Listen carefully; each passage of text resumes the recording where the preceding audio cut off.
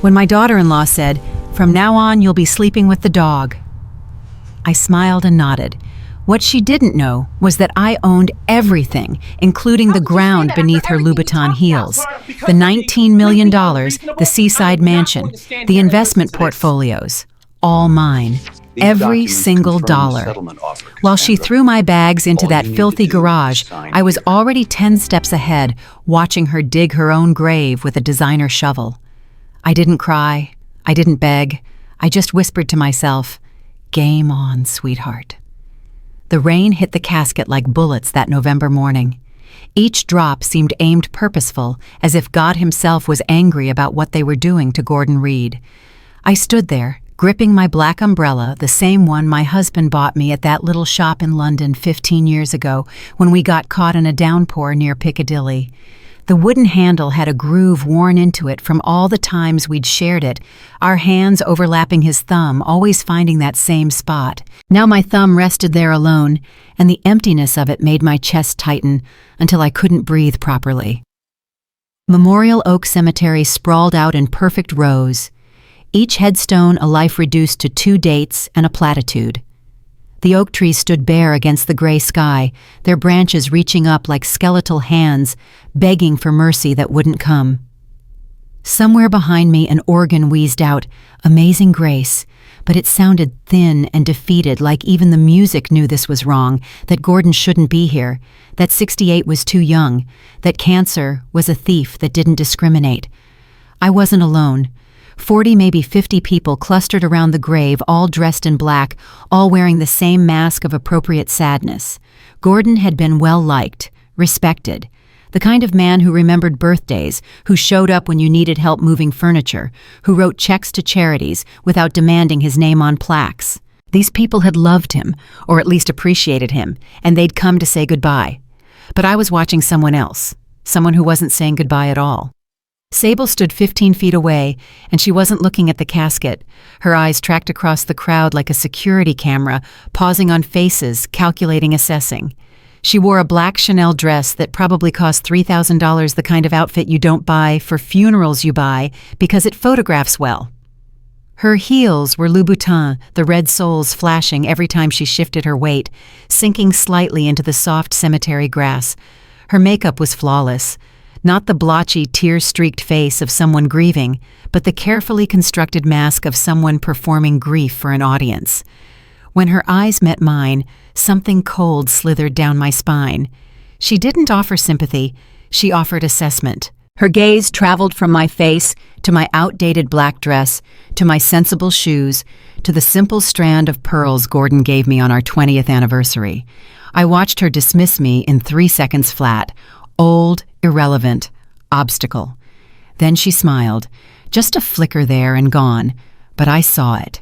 And in that smile, I saw everything I needed to know about what came next.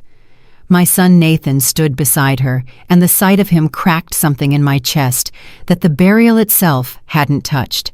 His face was swollen from crying, eyes red and raw, shoulders shaking with suppressed sobs. He'd worshipped his father.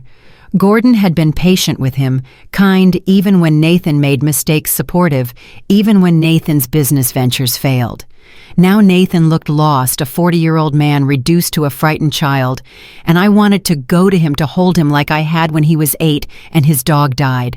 But Sable's hand rested on his arm, her red nails against his black suit sleeve, and the gesture looked supportive but felt possessive. When I took a step toward them, she tightened her grip, and Nathan didn't even notice. The priest droned on about resurrection and eternal life, about Gordon's generosity and devotion to family, but I barely heard him. I was too busy watching Sable check her phone. Actually, check her phone. At her father-in-law's funeral. She angled it so Nathan couldn't see, read something that made her mouth curve slightly, then typed a quick response before slipping it back into her clutch. When they lowered the casket, when those awful chains creaked and groaned and took my husband down into the earth, I stepped forward and placed my hand on the smooth mahogany one last time. The wood was cold, already slick with rain. I bent close and whispered, "Rest easy, love. I'll handle this. I promise." I didn't know then that this would turn into a war. I didn't know that my promise would require me to become someone I'd never been before. As people dispersed toward their cars, Sable appeared at my elbow. Her grip was firm enough to bruise. "We should go, Mother Cassandra." She used my formal name like a weapon, creating distance. "People are waiting at the house." The house. She said it like it was already hers, like the moment Gordon's heart stopped, the deed had transferred. I should have heard the warning, but grief had made me stupid slow. I just nodded and let her steer me toward the black Mercedes. Nathan drove with white knuckles staring straight ahead. Sable rode shotgun, scrolling through her phone. I sat in back, surrounded by leather and silence, and the ghost of Gordon's cologne still clinging to the seats. Nobody spoke. The only sound was the windshield wipers beating a rhythm that sounded like a countdown. I watched Houston slide past the rain-streaked windows. Downtown's glass towers gave way to river oaks, where houses hid behind iron gates and ancient oaks. This was my neighborhood, had been for 20 years. But that morning it looked foreign, unwelcoming, like I was seeing it through the eyes of someone who no longer belonged. When we turned onto our street, my stomach dropped. Something was wrong. I could feel it in my bones, that animal instinct that saved our ancestors from predators. The house looked the same, white columns and black shutters, and the magnolia tree Gordon planted the year we moved in. But something felt off, like walking into your home and knowing someone's been there, moved things, violated the space. The car stopped. I reached for the door handle and froze. 3 brown leather suitcases sat beside the garage, already dark with rain. My suitcases, the expensive set Gordon bought me for our 40th anniversary trip to Italy. They sat there like abandoned luggage, like someone had missed their flight and left everything behind. My brain stuttered, trying to process. These were the bags I'd packed 3 days ago when Nathan insisted I stay with them after the funeral. "You shouldn't be alone, Mom. Let us take care of you." His exact words. I'd believed him. I got out slowly, my legs unsteady. The air smelled like wet grass, and something else, something sharp and chemical. Sable was already on the porch, arms crossed, chin up every inch of her body. Language screaming ownership. Nathan stood behind her, studying his shoes like they were the most fascinating thing he'd ever seen. "What's happening?" My voice came out wrong, too rough, scraped raw from crying. "Why are my things outside?" Sable's smile could have cut glass. "I thought you understood, Mother Cassandra. Now that Gordon's gone, we need to make adjustments. The house is quite full with Nathan, myself, and the children. We simply don't have the space we initially thought." The words took a moment to land. Adjustments, no space. Corporate speak for get out. I looked at Nathan, waiting for him to contradict her, to remember he had a spine. But he just shifted his weight and mumbled something about it being temporary, about needing to rearrange things. "You said I could stay here." Each word came out carefully, precisely, like I was defusing a bomb. "You insisted." "Plans change." Sable shrugged, and the casualness of it felt like a slap. "We've arranged something more suitable, more practical." She walked to the garage and yanked the side door open. The smell hit me like a wall. Motor oil, damp concrete, rust, mildew. Gordon's old workshop, his tools still hanging on pegboards, his unfinished birdhouse collecting dust on the workbench. And in the corner behind the lawnmower and paint cans, I saw it. A narrow cot with a stained mattress, a folding table, a bare bulb hanging from a frayed cord. "You'll be comfortable here," Sable said brightly, like she was showing me a 5-star hotel suite. "It's quiet, private. You won't be in anyone's way." The garage. She wanted me to sleep in the garage, next to the lawn equipment and the dogs. I stood there in the rain, looking from the makeshift bed to my expensive luggage to my son's cowardly face, and something inside me crystallized. Not anger, not yet. Something colder, more dangerous. The feeling of a door slamming shut on one life and another door opening onto something I'd never imagined I'd have to become. The room next to the dogs. I said it quietly, testing the words. Sable heard and smiled wider. "Biscuit and Honey are family too, but they're well trained. You won't even know they're there." Nathan finally met my eyes. Guilt flickered across his face, but not enough to make him speak up, not enough to make him choose his mother over his wife. "It's just temporary, Mom. Just until we figure things out." "Figure what out?" I wanted to scream. "Figure out how to steal everything Gordon left me. Figure out how to make me disappear." But I didn't scream. Instead, I smiled. Small, quiet, the kind of smile that probably looked like defeat. I let them think that. Let them believe they'd won. "All right," I said softly, "if that's what you think is best." The relief on Nathan's face was almost funny. Sable's smile turned triumphant. Neither of them saw it. The shift, the change. The moment Cassandra Reed stopped being a victim and started planning war. I picked up my suitcases, leather handles slick with rain, and carried them into the garage one by one. The space was worse up close. The cot sagged like a hammock. The mattress was so thin I could see the metal frame through it. The concrete floor was stained with oil and God knew what else. A small space heater sat unplugged in the corner, probably broken. The window was narrow and high, offering a view of nothing but the fence and trash cans. On the folding table, someone had left a box of stale crackers in a plastic cup, not even real glass. A plastic cup like I was a child who couldn't be trusted with breakables. I set my bags down and sat on the cot. It groaned in protest. Through the thin walls, I heard Sable's voice, bright and cheerful, greeting the funeral reception guests. I heard her laugh. Actually laugh. At her father-in-law's funeral reception. I should have gone inside. There would be food people wanting to pay respects, old friends. But I couldn't face them. Couldn't stand there smiling while inside I was screaming. So I stayed in the garage, sitting on that horrible cot, listening to the sounds of my husband's funeral reception happening without me.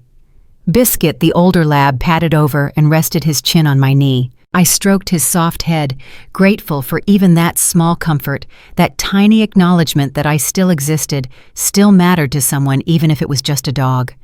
That's when the tears came.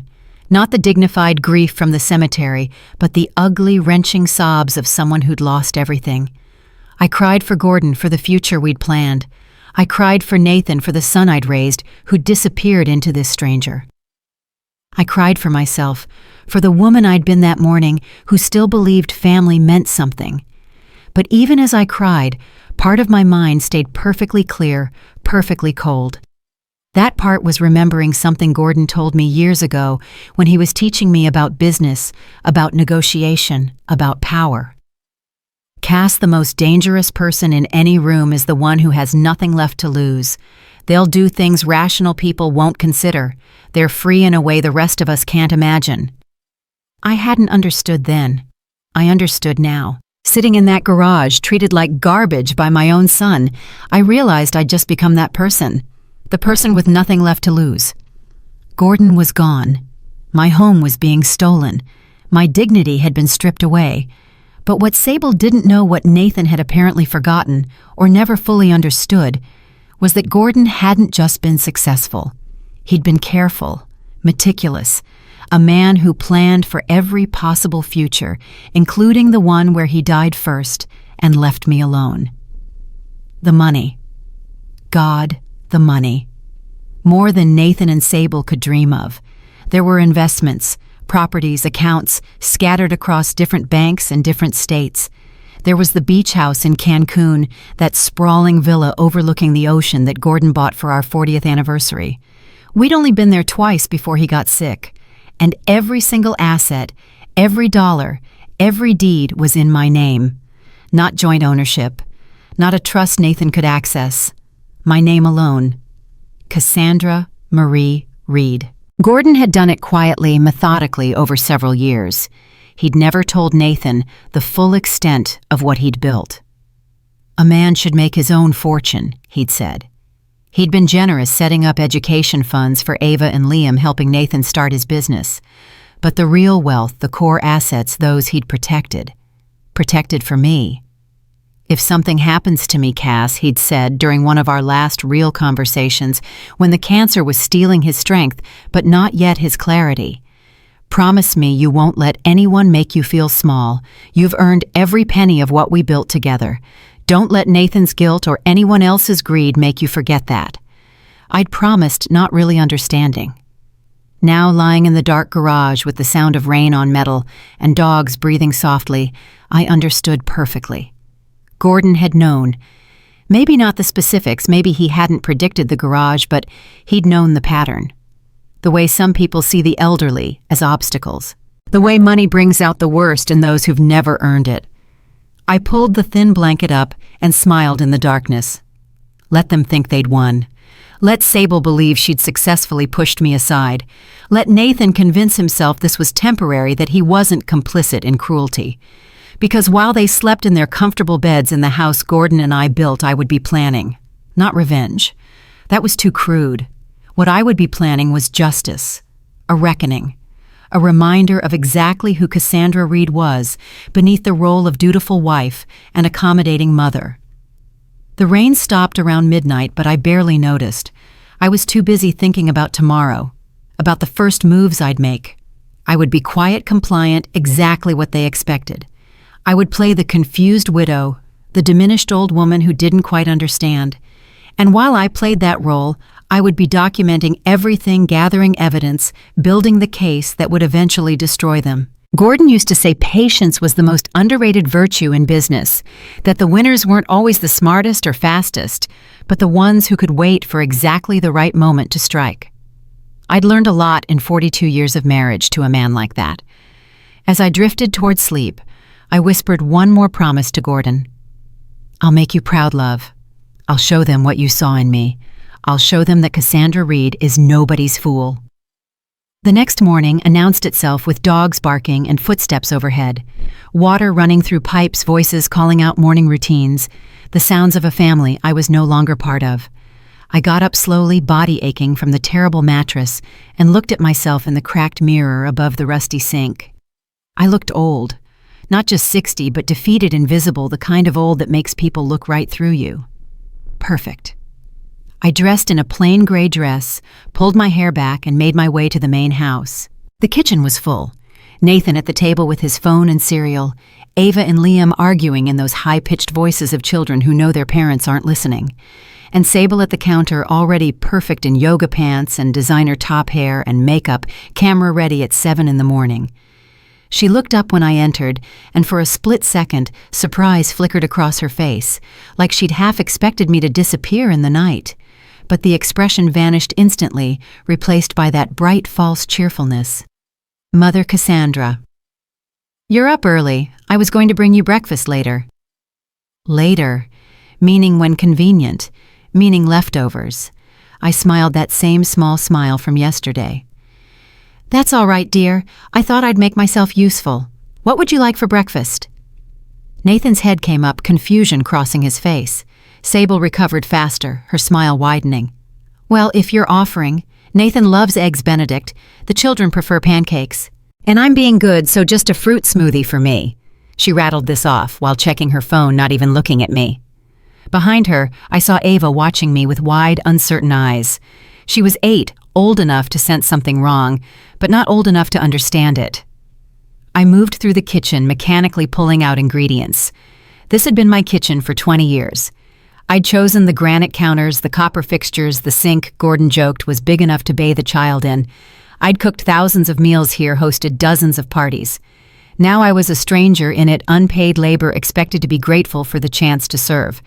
But I didn't let it show. I just cooked. Eggs Benedict came out perfect, hollandaise smooth and lemony, pancakes golden and fluffy. I set the food on the table and Nathan mumbled thanks without looking up. Sable nodded, already sipping her smoothie nose, wrinkling at the kale.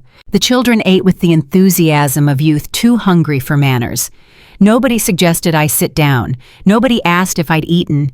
Nobody acknowledged anything was wrong.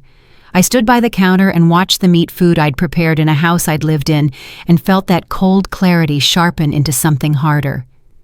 After breakfast, while Sable was upstairs getting ready, Ava approached me at the sink. "Grandma," she said softly, "why are you sleeping in the garage?" The question was so direct, so innocent, it almost broke my composure. I looked down at her sweet face and saw genuine confusion. "It's just temporary, sweetheart, while your parents figure some things out." "But it's cold in there, and it smells like the car place." "I know, but I'm tough. Did you know your grandpa used to say I was the toughest person he ever met? That made her smile. Really, really. He said I could survive anything if I set my mind to it. She hugged me, then wrapping thin arms around my waist. Over her head, I saw Liam watching, troubled in that way kids get when they sense adults doing something that doesn't match what they've been taught about kindness. "You two better get ready for school," I said gently. "Don't want to be late." They scattered, and I was alone in the kitchen. Through the window I could see the magnolia tree Gordon planted. 20 years ago, he dug the hole himself, shirt soaked with sweat. "This tree will outlive us both, Cass. Long after we're gone, it'll still be here, getting stronger every year." He'd been right. The tree had survived hurricanes, droughts, brutal Texas heat. It had endured. Maybe that's what I needed to do. Not fight yet, just endure. Root myself deep. Wait. The rest of the day passed in a blur of chores. Sable left for a meeting, dressed more for lunch at an expensive restaurant than business. Nathan went to work. I was left with laundry vacuuming errands. Every task presented as a favor I could do, but the message was clear. This was my worth now. I did it all without complaint, keeping that pleasant smile, that air of mild confusion. And all the while, I was watching. The expensive handbag Sable carried, the way she checked her phone, constantly smiling at messages from someone unnamed, the credit card statements stacked on the desk in Gordon's study. By evening, when everyone was home and I'd made pot roast for dinner, I was exhausted in a way that had nothing to do with physical labor. It was the exhaustion of constantly performing, pretending to be smaller than I was. We ate in near silence. Sable monologued about her day, some story about a woman at yoga who'd taken her spot. Nathan grunted acknowledgement. Nobody asked about my day. Nobody wondered how I was adjusting. I was scenery. Background noise. The help. After dinner, I retreated to the garage. The thin walls did nothing to block sound. I heard laughter from the living room TV, Sable's delighted voice. Later, after the children were in bed, voices raised in argument. Nathan's low rumble placating, Sable's sharp response demanding. Then silence. He'd given in. He always did. I sat on the cot and pulled out a small notebook from my purse. On the first page, I wrote the date and a simple entry. Day 1, treated as servant. S showed contempt. N showed cowardice. Children confused but kind. My back aches, but I'm still here. It wasn't much, but it was a start. Documentation. Evidence. Gordon always emphasized the importance of records. Memory is unreliable, Cass. Write it down. Dates, times, exact words. You never know when you'll need proof. So I would write it all down. Every slight, every dismissal, every moment of disrespect. And when the time came, I would have a record that couldn't be disputed. But that time wasn't now. Now was for watching, learning, understanding their plan before I countered it. I closed the notebook and lay down. Through the narrow window, I could see a sliver of night sky, stars struggling against city lights. I found the brightest one and whispered to it. "I'm still here, love.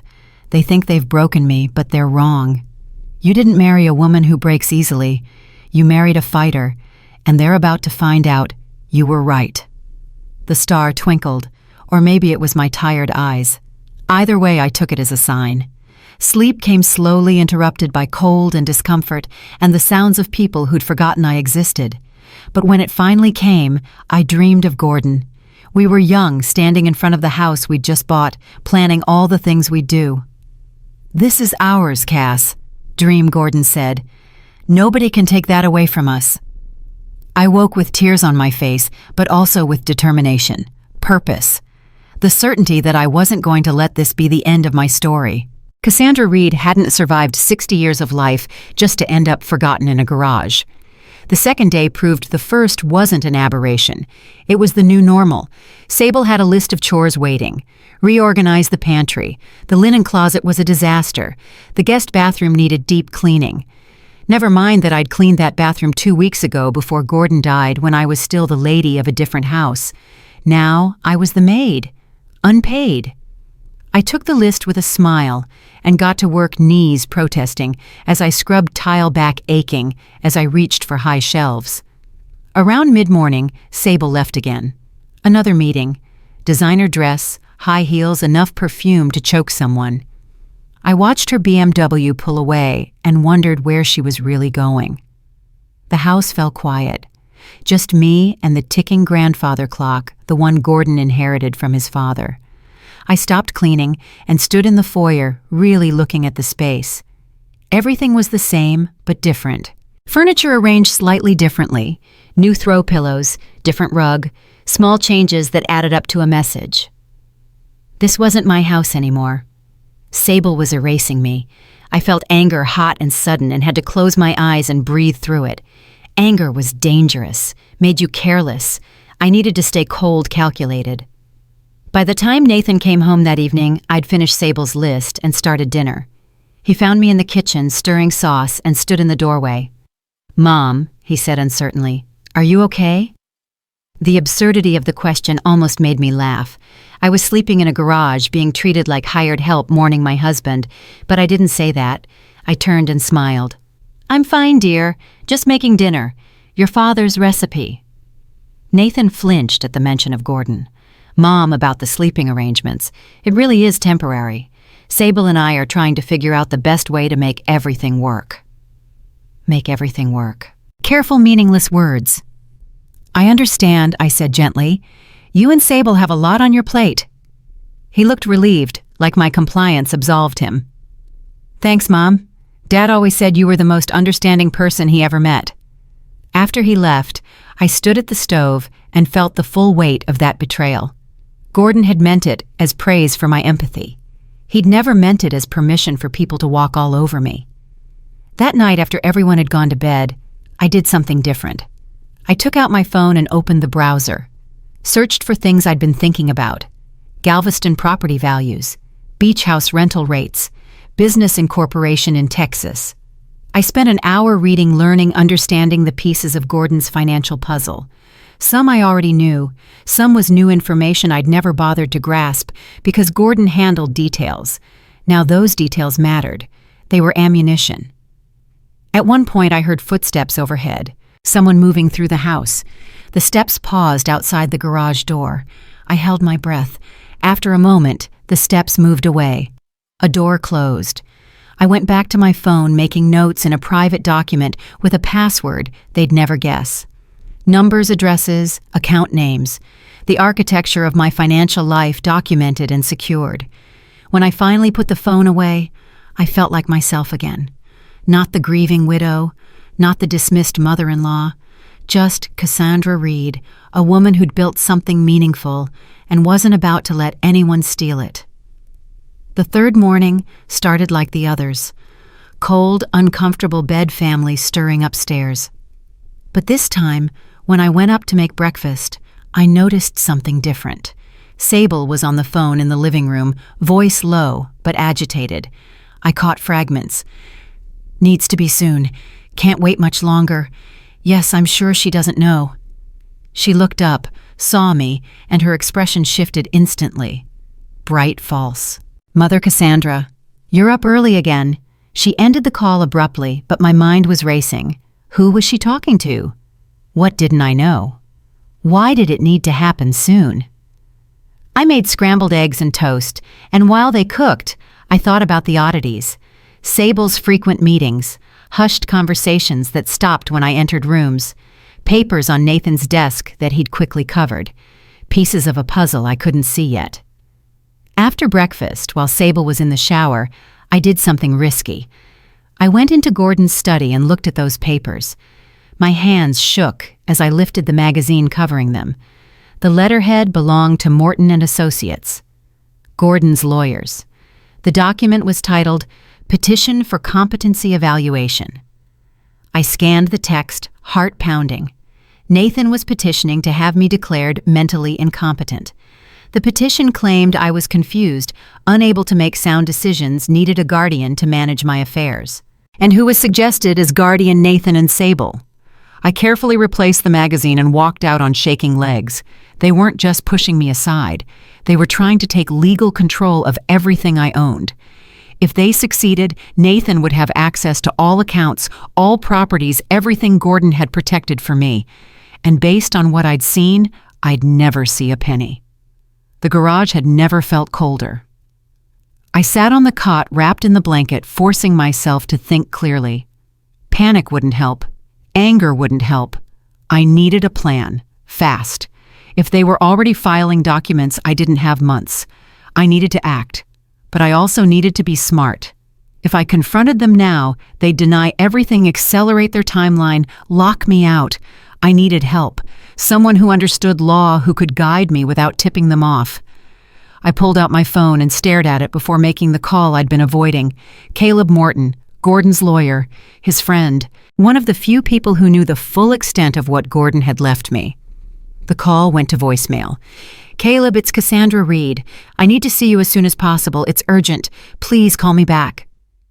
Then I waited, trying to act normal when Sable came home, when Nathan returned, when evening played out like nothing was wrong. I made dinner, cleaned up, smiled, and nodded. But inside, I was screaming. Caleb called back just after 9. I was in the garage, phone pressed to my ear, speaking in whispers. "Cassandra," he said, voice warm with sympathy. "I'm so sorry about Gordon." "What's wrong?" I told him. "Not everything, but enough. The garage, the petition, the treatment." He went silent. The kind of silence that meant he was processing, calculating, getting angry. Finally, he spoke, voice harder than I'd ever heard it. "Come to my office tomorrow morning, 9 o'clock. Don't tell Nathan or Sable where you're going. We need to move fast, Cassandra. They're making a play for your assets, and we need to shut it down." I agreed and hung up, then lay in the dark, feeling fear and excitement. Tomorrow, things would change. Tomorrow, I would stop being passive. Tomorrow, Cassandra Reed would start fighting back. But tonight, I would sleep in this garage one more time. Let them think they'd won. Let them believe I was broken and easy to manipulate. Because the best victories come from being underestimated. And nobody had ever underestimated me more than they were doing right now. I closed my eyes and whispered into the dark. "Watch me, Gordon. Watch what I'm about to do. Everything I learned about strength and patience and fighting smart, I learned from you. They think this is over. They have no idea it's just beginning." Outside wind rattled the garage door. The bulb swayed on its cord. A door slammed somewhere in the house. The dogs stirred. And I lay there, no longer cold, no longer defeated, already planning my first move. Because that's the thing about being pushed to the bottom. Once you're there, the only direction left is up. And I was about to rise in a way that would shake everything they thought they knew. The garage might be my prison tonight, but tomorrow it would become my war room, the place where Cassandra Reed stopped being a victim and became something far more dangerous. A woman with nothing left to lose and $19 million worth of reasons to fight. I woke up at 5:30 the next morning, not because the alarm went off, but because my body knew. Today was the day everything changed. Today I stopped pretending to be the helpless widow they thought I was. The garage was still dark cold, seeping up through the concrete floor and into my bones. I could hear Biscuit snoring softly in his bed across the room, a sound that had become oddly comforting over the past 3 days. 3 days. That's all it had been since Gordon's funeral, but it felt like 3 years. Like I'd lived an entire lifetime in this damp, oil-stained space. I got up quietly and used the tiny bathroom, splashing cold water on my face and looking at myself in the cracked mirror. The woman staring back looked tired, older than 60, but her eyes were different than they'd been yesterday. Sharper, more alert, the eyes of someone who'd made a decision and wasn't backing down. I dressed carefully in the nicest outfit I'd packed, a navy blue dress that Gordon always said made me look dignified, and pulled my hair into a neat bun. I applied light makeup just enough to look put together and slipped on the pearl earrings Gordon gave me on our 25th anniversary. Looking at myself one more time, I nodded. This was the Cassandra Reed who used to sit in board meetings with Gordon, who used to host charity galas, who used to matter. This was the Cassandra Reed I was taking back. The house was still asleep when I slipped out of the garage at 6:15. I'd called a cab the night before, asking the driver to park down the street so the engine wouldn't wake anyone. The morning air was cool and damp, carrying the smell of magnolia blossoms and freshly cut grass from the neighbor's yard. Normal suburban smells, the kind that made you think everything was fine, that the world was a safe and reasonable place. But I knew better now. The cab was waiting exactly where I'd asked, a yellow sedan with a driver who looked half asleep. I got in and gave him the address for Morton and Associates, then sat back and watched my house disappear in the side mirror. The house Gordon and I had bought together raised Nathan in, filled with laughter and love and all the ordinary moments that make up a life. Sable thought she owned it now. Nathan thought he could just give it to her without consequence. They were both wrong. Downtown Houston was just waking up when we arrived. The glass towers caught the early morning sun, throwing long shadows across the streets. People hurried along sidewalks with coffee cups and briefcases. Everyone focused on their own problems, their own lives. Nobody looked at the 60-year-old woman getting out of a cab in front of a law office. Nobody saw anything unusual. That was fine. I preferred being invisible right now. Morton and Associates occupied the 5th floor of an older building, the kind with marble floors and brass fixtures that spoke of old money and established reputation. I'd been here dozens of times with Gordon over the years, discussing estate planning and tax strategies and all the boring but necessary business of protecting wealth. But I'd always been the wife then, sitting quietly while Gordon and Caleb talked, nodding when they explained things to me like I was a child who needed simple words. Today, I was here alone. Today, I was the client. The elevator doors opened onto a reception area that smelled like leather and old books. A young woman sat at the desk, blonde and efficient-looking, and she smiled when she saw me. Professional, polite, the smile that said she had no idea who I was or why I was here. "Good morning. Do you have an appointment?" "Cassandra Reed to see Caleb Morton. He's expecting me."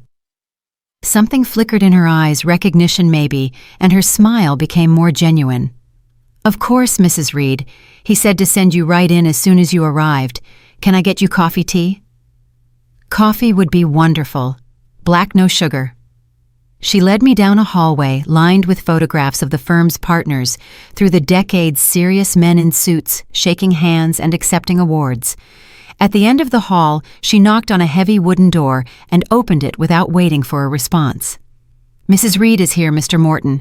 Caleb stood up from behind his desk, and the sight of him made something in my chest loosen slightly. He was in his mid-60s, tall and solid with silver hair and kind eyes behind wire-rimmed glasses. Gordon's best friend since college. The man who'd been best man at our wedding, who'd held Nathan when he was baptized, who'd sat with us in the hospital when Gordon got his diagnosis. He came around the desk and pulled me into a hug, and for a moment, I let myself be weak, let myself lean on someone who actually cared. "Cass," he said softly, and the nickname made tears prick my eyes. Only Gordon and Caleb ever called me that. "I'm so sorry. About everything." I pulled back and wiped my eyes quickly. "I don't have time to fall apart, Caleb. I need your help." "Sit down." He gestured to the leather chairs in front of his desk. "Tell me everything from the beginning." So I did. I told him about the funeral, about Sable's cold assessment of the crowd, about coming home to find my bags in the rain. I told him about the garage, about being treated like a servant, about the hushed phone calls, and the petition I'd found. I watched his face get harder with every sentence, watched his jaw clench, and his hands grip the arms of his chair. When I finished, he was quiet for a long moment. Then he stood up and walked to the window, looking out over the city. "That son of a bitch," he said quietly. Caleb language. He turned back to me, and there was something fierce in his eyes. "No, Cass. Gordon was my best friend for 40 years. I made him a promise before he died that I'd look after you, and I failed. I should have checked on you sooner. I should have known Nathan would pull something like this." "You couldn't have known." "I should have." He came back to the desk and pulled out a thick file, the same blue cover I'd seen in his office before. "Let me show you something. This is everything Gordon set up for you. Every account, every property, every investment. Do you know how much you're actually worth, Cass?" I shook my head.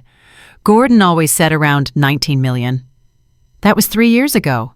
With the way the markets performed and the appreciation on the Cancun property, you're currently sitting at just over $23 million. And every single penny of it is in your name, not Nathan's, not a trust he can access. yours. The number was so big, it didn't feel real. 23 million. I'd known Gordon had done well, that we were comfortable, but this was something else entirely. Caleb opened the file and started pulling out documents. The Houston house is in your name. The Cancun villa is in your name, held in a Mexican fideicomiso that gives you full ownership rights. The investment portfolio, the retirement accounts, the bonds, all yours. Gordon spent years moving everything into your name exclusively because he was terrified of exactly this scenario. He knew Nathan would try this. He worried. After Nathan married Sable, Gordon started noticing things. The way she talked about money, the way she spent it, the way she looked at you and him like you were obstacles instead of people. Caleb pushed a document across the desk to me. Read the note he left with the final paperwork. I picked it up with shaking hands. Gordon's handwriting slightly slanted the letters firm and clear. Caleb makes sure Cass never has to depend on anyone. Make sure she never has to ask permission to live in her own home. Nathan is a good boy but weak when it comes to that woman. If anything happens to me, protect Cass. She's stronger than she knows, but she'll need someone in her corner. Be that person. I'm counting on you. I pressed the paper to my chest, feeling Gordon's presence so strongly it hurt. He'd known. He'd seen this coming and tried to protect me. What do I do? My voice came out rough. They're already filing paperwork to have me declared incompetent. Caleb's smile was sharp and cold. That petition is going nowhere. I've already contacted Judge Harrison. He's an old friend and explained the situation. He's going to request a full psychiatric evaluation from an independent expert, not the hack doctor I'm sure Sable has lined up. And in the meantime, I'm filing an emergency protective order. What does that mean? It means, as of this morning, Nathan and Sable cannot sell, transfer, or encumber any property that's in your name. It freezes everything until the competency hearing. And trust me, Cass, when you walk into that hearing, you're going to blow their whole case apart. Hope fluttered in my chest, fragile but real. What about the house? Can they kick me out? The River Oaks house is yours. Gordon put it in your name 5 years ago. He pulled out another document, a property deed with my name on it. Nathan has been living there at your pleasure. Legally, you can kick him out whenever you want. The power in that statement took my breath away. I don't want to kick him out. He's still my son. I just want him to treat me like a human being. Caleb's expression softened. I know, but you need to understand something, Cass. Sable isn't going to give up easily. She's clearly got Nathan convinced that this is the right thing to do, that you're confused and need help. When she realizes you're fighting back, things are going to get ugly. They're already ugly. I'm sleeping in a garage. Not anymore, you're not. He picked up his phone and pressed a button. Sarah, can you come in here, please? The receptionist appeared in the doorway. Yes, Mr. Morton. I need you to arrange a hotel suite for Mrs. Reed, the Four Seasons executive level. Open-ended reservation, all charges to the firm account. Caleb, no. I started to stand. I can't let you do that. You're not letting me do anything. This is billable hours, Cass. You're my client now, and I'm advising you that staying in that garage is both dangerous to your health and damaging to your legal position. A competency evaluation is going to look at your living conditions. If you're living in squalor, it plays into their narrative. He was right. I hated it, but he was right. Sarah nodded and disappeared. Caleb sat back down and pulled out a legal pad. Now I need you to write down everything. Every conversation, every time they've asked you to do something, every moment of disrespect. Dates, times, exact words if you remember them. Can you do that? I've already started. I pulled out my small notebook and handed it to him. Just the last 3 days, but it's all there. He read through it, his expression getting darker. When he finished, he looked up at me with something like admiration. Gordon always said you were the smart one in the relationship. Gordon said a lot of things. He was right about most of them. Caleb closed the notebook and handed it back. Keep writing, every day, every interaction. This is evidence, Cass. This is what's going to save you. We spent the next 2 hours going through everything. He showed me account statements, property valuations, investment portfolios. explained how Gordon had structured everything to protect me, to make sure I'd be taken care of. By the time we finished, my head was spinning with numbers and legal terms, but I understood one thing clearly. I wasn't helpless. I never had been. When I finally stood to leave, Caleb walked me to the door. "One more thing, Cass. Don't tell Nathan or Sable that you came to see me. Let them think you're still the confused widow. Let them keep underestimating you." "I'm good at being underestimated." "I know you are." He squeezed my hand. "Gordon would be proud of you." The cab dropped me back at the house just before noon. I'd timed it carefully, knowing Nathan would be at work, and Sable would likely be out at one of her mysterious meetings. The house was quiet when I let myself in through the garage, and for a moment I just stood there looking at the space that had been my prison for 3 days. It looked different now, smaller, less frightening. I went upstairs to the kitchen and made myself a sandwich, eating it standing at the counter while I looked out at the magnolia tree. My magnolia tree in my yard at my house. The thought made me smile. I was washing my plate when I heard the front door open. Sable's voice carried through the house, bright and fake, talking to someone on her phone. I know, but it'll be worth it. Once we have control of the accounts, we can finally move forward with the Dallas property. Nathan doesn't need to know all the details." I froze, listening. The old bat is completely clueless. She's been doing exactly what I tell her, cooking and cleaning like a good little servant. By the time she figures out what's happening, it'll be too late. Something cold and hard settled in my stomach.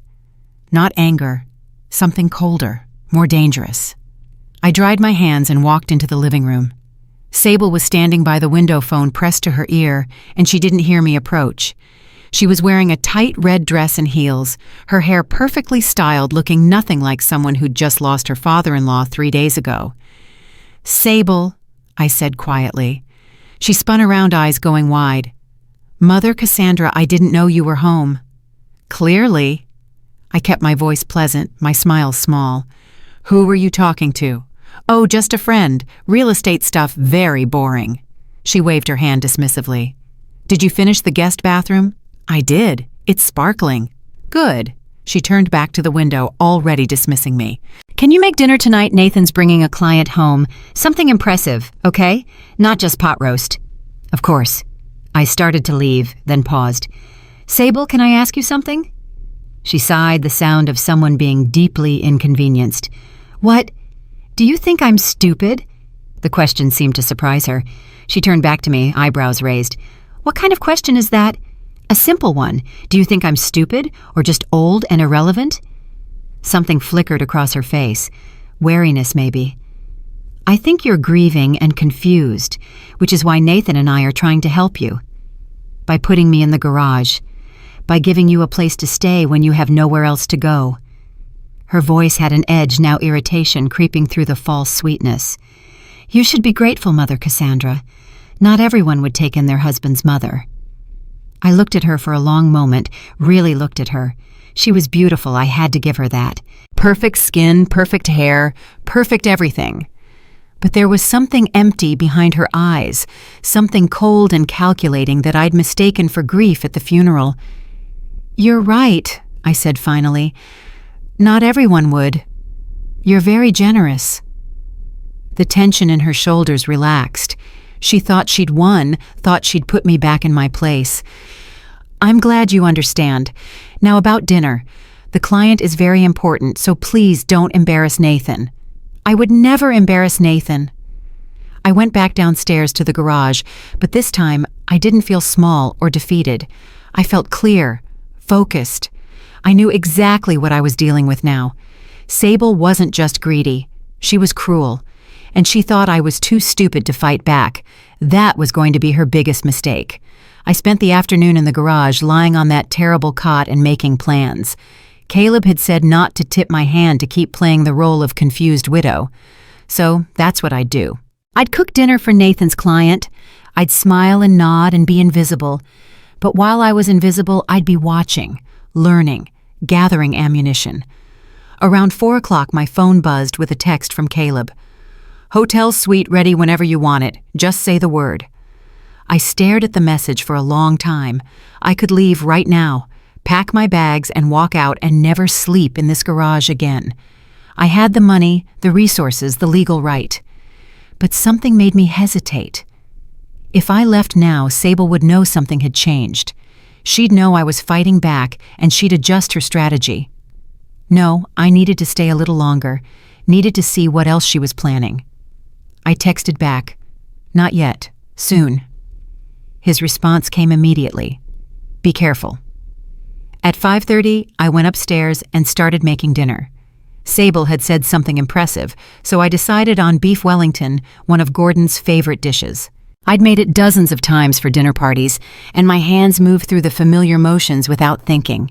Searing the beef, making the duxelle, wrapping everything in pastry. Nathan came home at 6, his client in tow. The man was younger, maybe 35, wearing an expensive suit and carrying a leather briefcase. Nathan introduced him as Derek Cole, an investment broker who was helping him with some new opportunities. Derek Cole. The name rang a bell, but I couldn't place it. They settled in the living room with drinks while I finished dinner. Through the doorway, I could hear them talking, Nathan's voice eager and excited, Derek smooth and confident. Sable appeared right at 6:30, having changed into something even more revealing, and she immediately inserted herself into the conversation. I served dinner at 7, setting the table with the good china and lighting candles. As I brought out the Wellington perfectly golden and still steaming, Derek looked up and smiled. "Mrs. Reed, this looks absolutely incredible." "Thank you. It was my husband's favorite." Something passed between Derek and Sable, a look so quick I almost missed it. Recognition, familiarity, and suddenly I knew where I'd heard his name. He was the man from Sable's phone call, the one she'd been talking to about moving money about the Dallas property. I set the platter down carefully, keeping my expression neutral, and stepped back. "Please enjoy. I'll be downstairs if you need anything." "Mom, wait." Nathan looked uncomfortable. "You should join us." "Oh, I don't think," Sable started. "No, really. Derek, this is my mother, Cassandra Reed. Mom, Derek is helping me with a real estate investment opportunity, something that could really take off if we play it right." I sat down at the far end of the table, the seat I'd occupied at every dinner party Gordon and I had ever hosted. From here, I could see everyone's faces, could watch the dynamics play out. Derek launched into an explanation of the investment opportunity, something about mixed-use development in Dallas luxury condos with retail space on the ground floor. He made it sound exciting, lucrative, a can't-miss opportunity. Nathan hung on every word, eyes bright with the kind of desperate hope I'd seen before when he'd invested in other sure things that had fallen through. Sable watched Derek talk with an expression that made my stomach turn. She wasn't just interested in the investment. She was interested in him. The way her eyes tracked his movements, the way she smiled at his jokes, the way she leaned forward when he spoke. This wasn't business. This was something else entirely. "The only issue," Derek said, cutting into his Wellington, "is timing. We need to move fast, or we lose the opportunity to a group from California. They're ready to wire funds tomorrow." "How much are we talking about?" Nathan asked. "For a meaningful stake, about $300,000, but the projected return in 18 months is triple that. Conservative estimate." Nathan's face fell. "I don't have that kind of cash available right now. The business has most of my capital tied up." "What about the house?" Sable said quickly. "We could take out a line of credit." I kept my face neutral, kept eating my dinner like I wasn't really paying attention. But inside my mind was racing. The house they wanted to borrow against was mine. Did they even know that? "I don't know," Nathan said slowly. "That seems risky." "All investment is risky, Nathan." Sable's voice had an edge to it. "But this is a real opportunity. Derek wouldn't bring it to us if it wasn't solid." Derek smiled, smooth and reassuring. "Your wife is right. I've personally vetted every aspect of this deal. The developer has an excellent track record. The location is prime. The market fundamentals are strong. This is as close to a sure thing as you're going to find." I set my fork down gently. "May I ask a question?" All three of them looked at me like they'd forgotten I was there. "Of course, Mom." Nathan said. "What happens if the development doesn't perform as projected? Who bears the loss?" Derek's smile didn't waver. "That's a very astute question, Mrs. Reed. The investment is structured so that all participants share proportionally in both gains and losses. But I should emphasize that the risk is minimal. The developer has pre-sold 60% of the units already." "Pre-sold to whom?" "Various buyers. Mix of individual investors and institutional money." "And you've verified these pre-sales independently? Seen the actual contracts?" Something shifted in Derek's expression. His smile got a little tighter. "The developer has provided documentation, yes. But you haven't seen it personally." "Mrs. Reed, I assure you, I'm not questioning your assurance, Mr. Cole. I'm asking if you've personally verified the pre-sales. It's a simple yes or no question." Silence fell over the table. Nathan looked confused. Sable looked furious. Derek looked like he was reassessing me. "I've seen summary documents," he said finally. "Summary documents prepared by whom? The developer's sales team. So no, you haven't independently verified them." I picked up my fork again. "Thank you for clarifying." Sable's voice could have cut glass. "Mother Cassandra, I don't think you understand how these things work." "You're right, dear. I'm just a confused old widow. What would I know about investment due diligence?" I smiled sweetly. "Please continue. Don't let me interrupt." The rest of dinner was tense. Derek tried to get the conversation back on track, but Nathan kept glancing at me with a troubled expression. Sable was practically vibrating with anger, her jaw so tight I thought she might crack a tooth. When dessert was finished, I stood up and started clearing plates. "I'll just clean up and get out of your way." "Let me help you, Mom."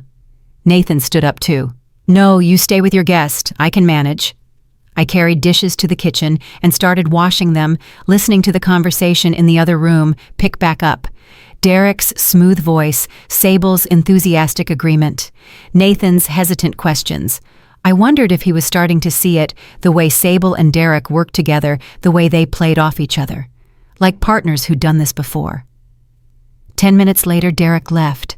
I heard him say goodbye, heard the front door close, heard his car start in the driveway. Then I heard Sable's voice sharp and angry. "What the hell was that?" "What was what?" Nathan sounded tired. "Your mother interrogating Derek like he's some kind of criminal. Do you have any idea how embarrassing that was? She just asked a few questions, Sable." "She made us look like idiots. Made me look like an idiot." Footsteps pacing. "And you just sat there and let her." "What did you want me to do? She had valid points." "Valid points. She's a confused old woman who doesn't understand modern investment strategies."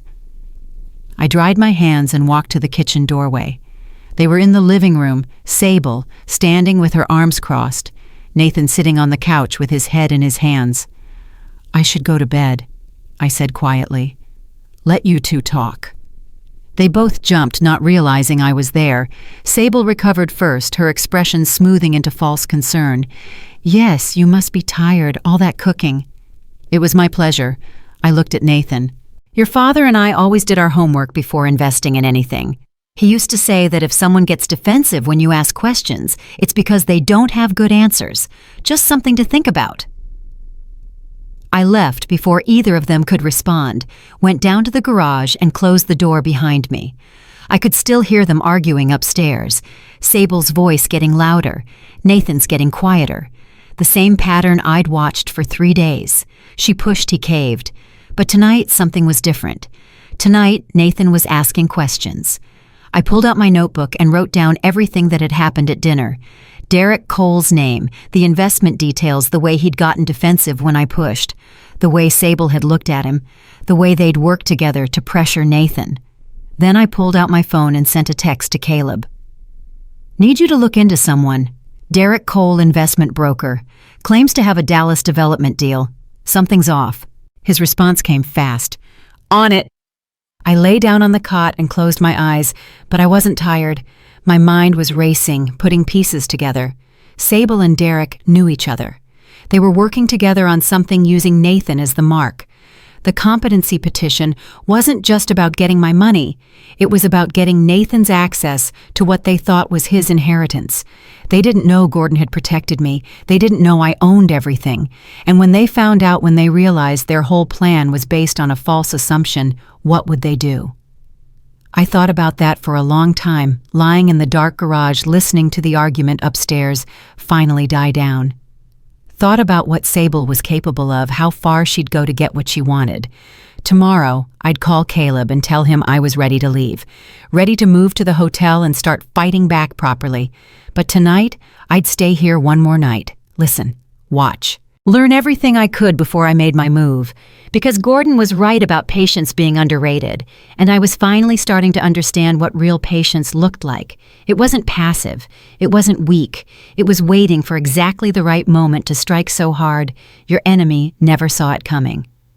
I woke up to shouting, not the muffled kind that filtered through walls, but real, shouting the kind that meant someone had lost control. Sable's voice cut through the garage like a knife, high and sharp and furious. I don't care what your mother thinks, Nathan.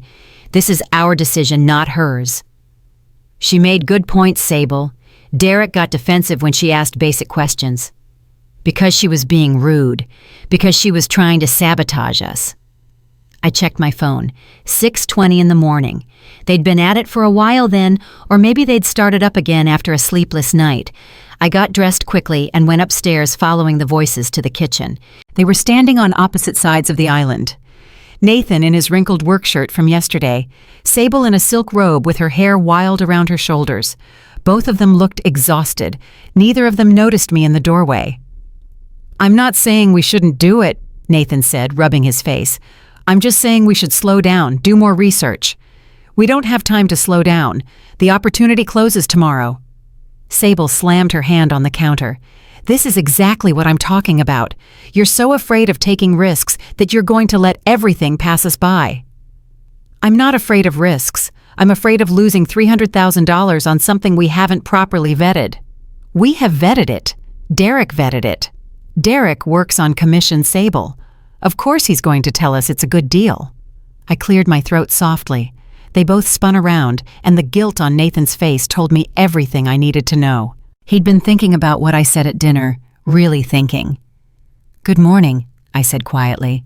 "Should I make breakfast?" "Yes, please," Nathan said. At the same time, Sable said, "We're fine." They stared at each other for a moment, some silent battle of wills happening. Finally, Nathan turned to me. "Scrambled eggs would be great, Mom. Thanks." I moved around the kitchen, getting out eggs and butter and bread, while they continued their argument in lower voices. Sable kept bringing up the Dallas development, the opportunity, the potential returns. Nathan kept bringing up due diligence, verification, risk management. Words he'd learned from his father, I realized. Gordon's voice coming out of Nathan's mouth. When I set their plates in front of them, Sable looked at hers like I'd served her poison. Nathan ate mechanically, not tasting anything. The tension was so thick, I could have cut it with the knife I'd used on the tomatoes. "I have to go to work," Nathan said, finally pushing back from the table. He looked at me, and there was something in his eyes I hadn't seen in days. Uncertainty. Maybe even the beginning of doubt. "Mom, we should talk later, about your living situation." "Nathan, we already discussed this," Sable started. "No, you discussed it. I agreed because I was tired and grieving and not thinking clearly. But Mom's right. The garage isn't appropriate." Something fierce and hot flared in my chest. Hope, maybe. Or pride. My son was finally starting to wake up. Sable's face went very still. "We'll talk about this when you get home." "Yeah, we will." Nathan grabbed his keys and briefcase. "Mom, don't do anything today. Just rest, okay? We'll figure this out tonight." After he left, the silence in the kitchen felt dangerous. Sable sat at the island, not eating, not moving, just staring at her plate. I started washing dishes, keeping my movements slow and careful, trying not to trigger whatever was building behind those cold eyes. "You think you're clever, don't you?" Her voice was quiet, almost conversational. But there was something underneath it that made my hands still in the soapy water. "I'm sorry." playing the concerned mother, asking your innocent questions, making Nathan doubt everything. She turned to look at me, and her expression was nothing like the false sweetness she usually wore. This was pure hatred, undisguised. You have no idea what you're interfering with. I asked some questions about an investment. That's not interfering. You're trying to turn Nathan against me. I'm trying to protect my son from making a mistake. I dried my hands and turned to face her. That's what mothers do. You're not his mother anymore. You're a burden he's too guilty to get rid of. She stood up, and even in her robe and messy hair, she looked dangerous. But I'm not burdened by guilt, Cassandra, and I'm not going to let you ruin this for us. Ruin what exactly? A sketchy investment deal with a broker you're clearly sleeping with. The words were out before I could stop them. I'd meant to stay quiet to keep playing the role of confused widow, but something about the way she was looking at me, the pure contempt in her eyes made me snap. Sable went very pale, then very red. Excuse me. I saw the way you looked at him, the way he looked at you. You're not as subtle as you think. You crazy old bitch. She took a step toward me. You don't know anything about my life or my relationship with Nathan. I know you're planning to divorce him as soon as you get control of what you think is his inheritance. I found the paperwork, Sable, the petition to have me declared incompetent so you can access the accounts. She froze. For just a second, her mask slipped completely, and I saw shock and fear and calculation racing across her face. Then she laughed high and brittle. Paperwork. What paperwork? You're confused, Cassandra. You're seeing things that aren't there, which honestly just proves Nathan's point about needing supervision. I'm not confused, and I'm not stupid. I kept my voice level calm. But you are. You're stupid enough to think Gordon would leave everything to Nathan, stupid enough to think I wouldn't fight back. There's nothing to fight back against. You're an old woman living on her son's charity. No. I smiled, and it felt like the first real smile I'd worn in days. I'm a woman who owns this house, the Cancun villa, $23 million in assets, and every single thing you think Nathan inherited. It's all mine, Sable, every penny, and there's not a damn thing you can do about it. The color drained from her face. You're lying. Am I call Gordon's lawyer? His name is Caleb Morton. He'll be happy to explain the estate structure to you. She stared at me for a long moment, and I could see her mind working, trying to figure out if I was bluffing. Then she grabbed her phone and walked out of the kitchen. I heard her footsteps on the stairs, heard a door slam. My hands were shaking. I'd just blown my cover, revealed my hand way too early. Caleb was going to kill me. But something about Sable's threat, the way she'd looked at me like I was nothing, had made me crack. Or maybe I was just tired of being invisible. I went down to the garage and started packing my bags. I should have done this yesterday, should have gone to the hotel when Caleb offered.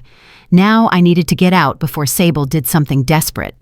My phone rang as I was zipping up the second suitcase. Caleb, please tell me you didn't just tell Sable you own everything. How did you know? Because she just called my office screaming that you're lying to her and demanding to see Gordon's will. Cass, what were you thinking? I was thinking I'm tired of being treated like garbage in my own house. I sat down on the cot, suddenly exhausted. I'm sorry. I know you said to wait, but she threatened me, Caleb. She looked me in the eye and told me she was going to ruin everything. He was quiet for a moment. Are you safe right now? I think so. She's upstairs probably calling Derek to figure out what to do next. Pack your things. I'm sending a car to pick you up in 30 minutes. You're going to the Four Seasons, and you're not going back to that house until we have security measures in place. What about Nathan? What about him? He's a grown man who let his wife put his mother in a garage. He can figure things out on his own for a while. He was starting to come around this morning, starting to see through her. Good. Then maybe this will wake him up the rest of the way. Caleb's voice softened. Cass, I know he's your son. I know you want to protect him. But right now you need to protect yourself. Let Nathan deal with the consequences of the choices he's made. I knew he was right, but it still hurt the idea of leaving Nathan alone with Sable, leaving him to figure out on his own that the woman he'd married was a con artist who'd been planning to rob him blind. 30 minutes, Caleb said. The car will be a black town car driver's name is Marcus. Don't open the door for anyone else." After he hung up, I finished packing quickly.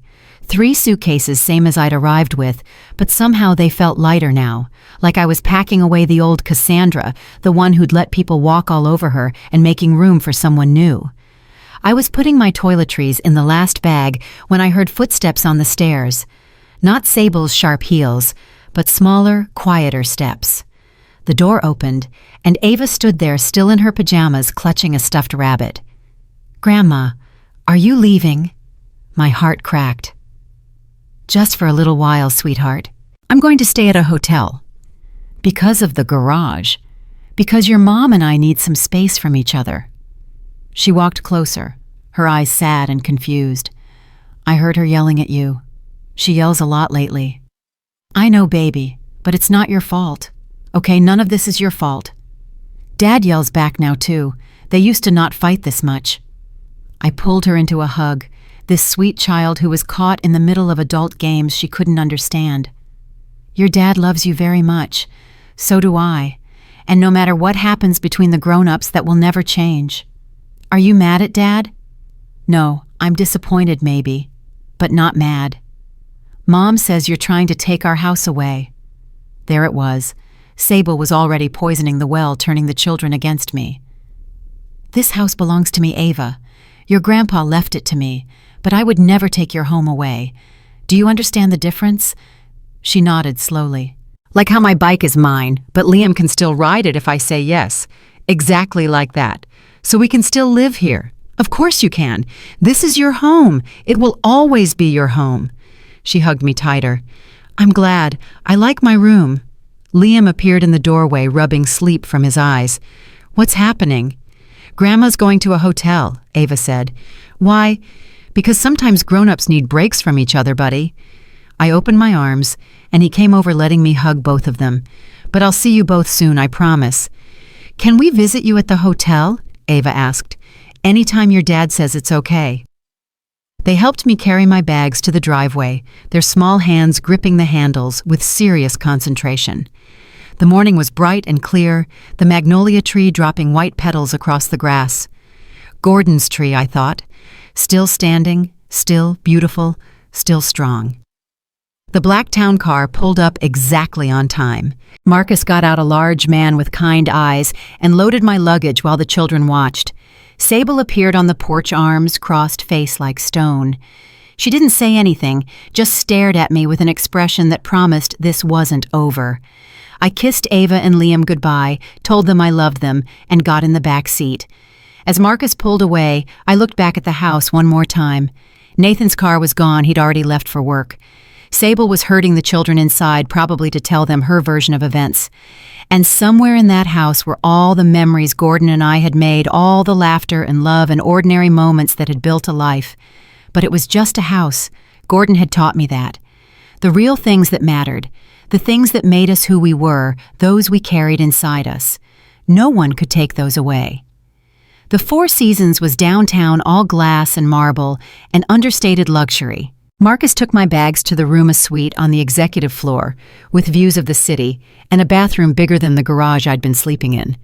When he left, I stood at the window and looked out at Houston, spreading beneath me all those buildings and streets and lives intersecting in ways people never saw. My phone buzzed. A text from Nathan. "Mom, where are you? Sable said you left." I stared at it for a long moment, trying to decide how to respond.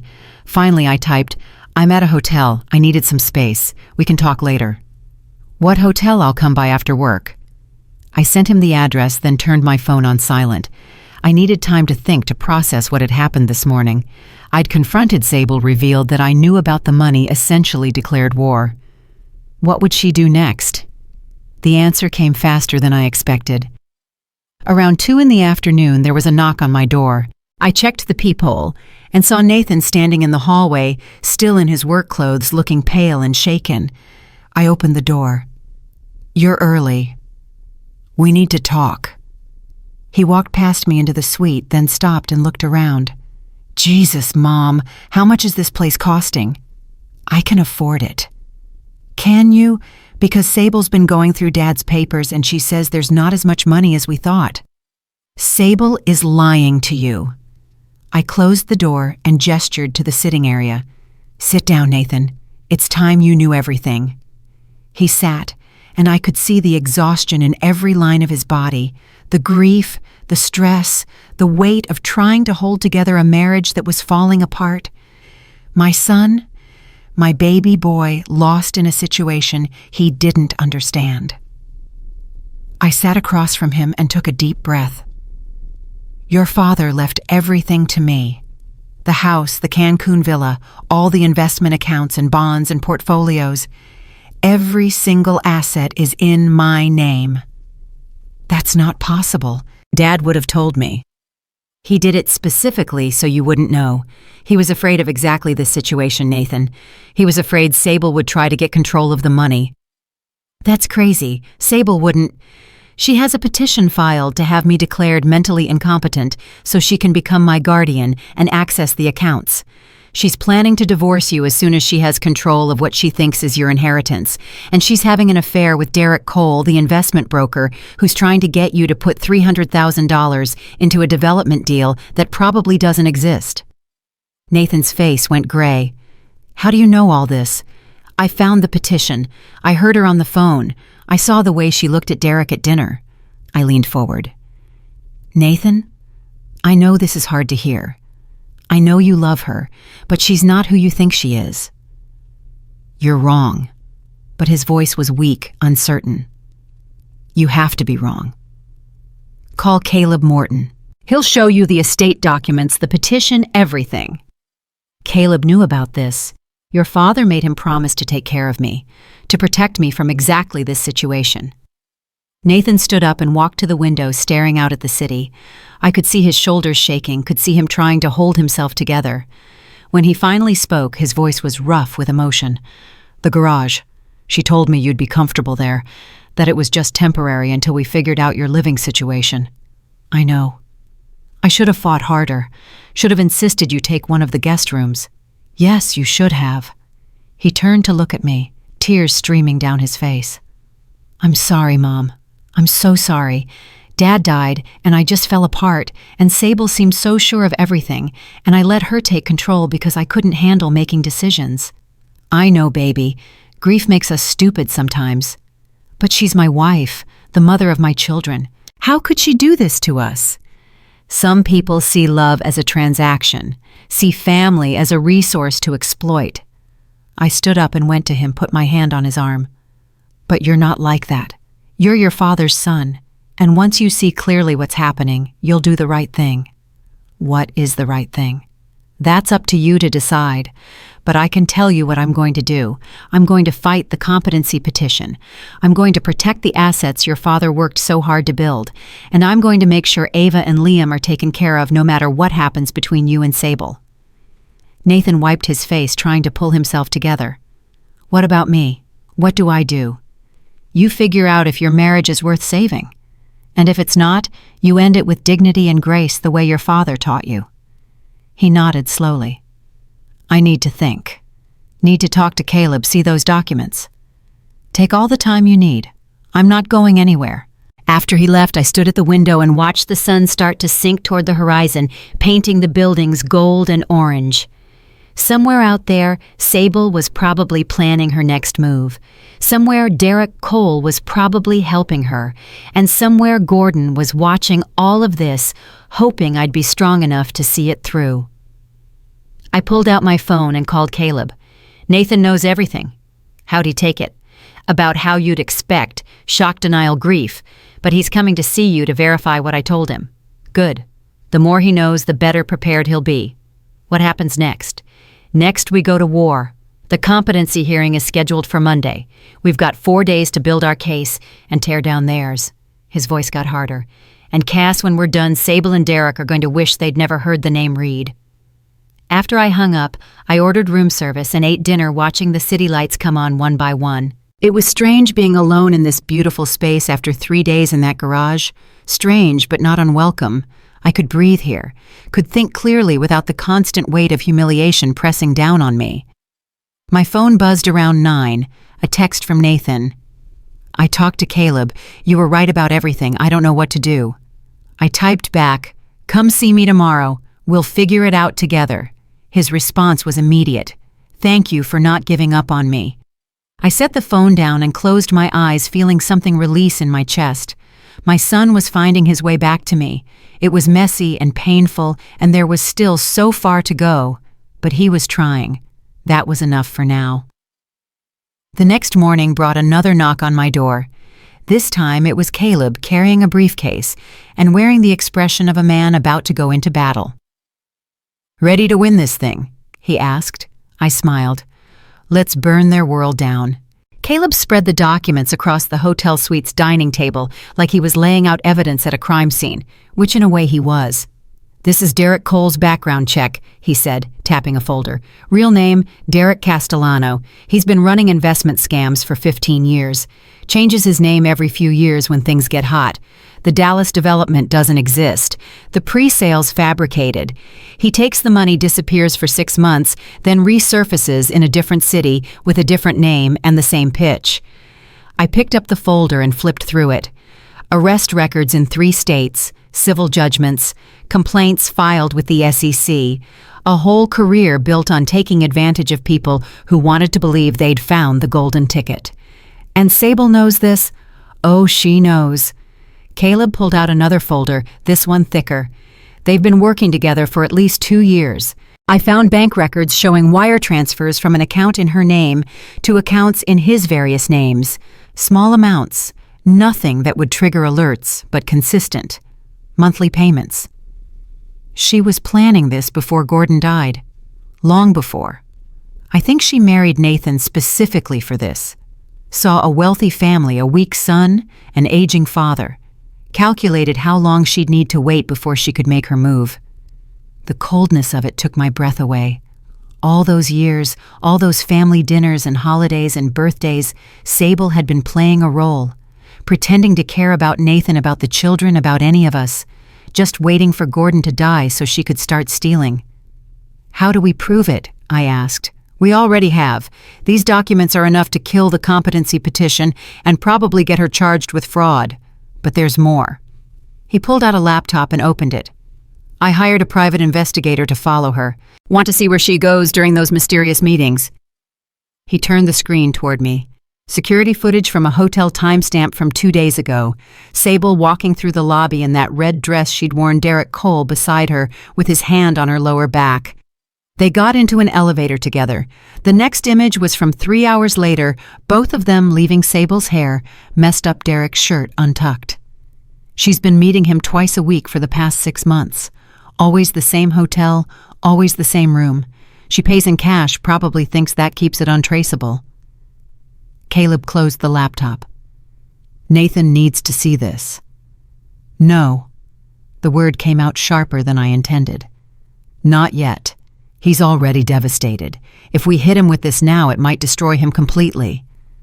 Cass, he has a right to know his wife is cheating on him. I know. But let's win the competency hearing first. Let's secure the assets and make sure Sable can't touch anything. Then we'll show Nathan everything and let him decide what to do with his marriage. Caleb studied me for a long moment. You're protecting him again. I'm his mother. That's what mothers do. Even when protecting him means letting him stay with a woman who's robbing him blind. He's not staying with her much longer, not after Monday, but he needs to come to that decision on his own, not have it forced on him by surveillance photos. I closed the folders and stacked them neatly. Trust me on this, Caleb. I know my son. If we corner him, he'll dig in his heels. But if we give him space to see the truth himself, he'll do the right thing. I hope you're right. He stood up and stretched. The hearing is at 9 Monday morning. Judge Harrison is solid. He won't be swayed by dramatics. We just need to present the facts clearly. Show that you're competent, that the petition is baseless, and that Sable has ulterior motives. What about Derek? Will he be there?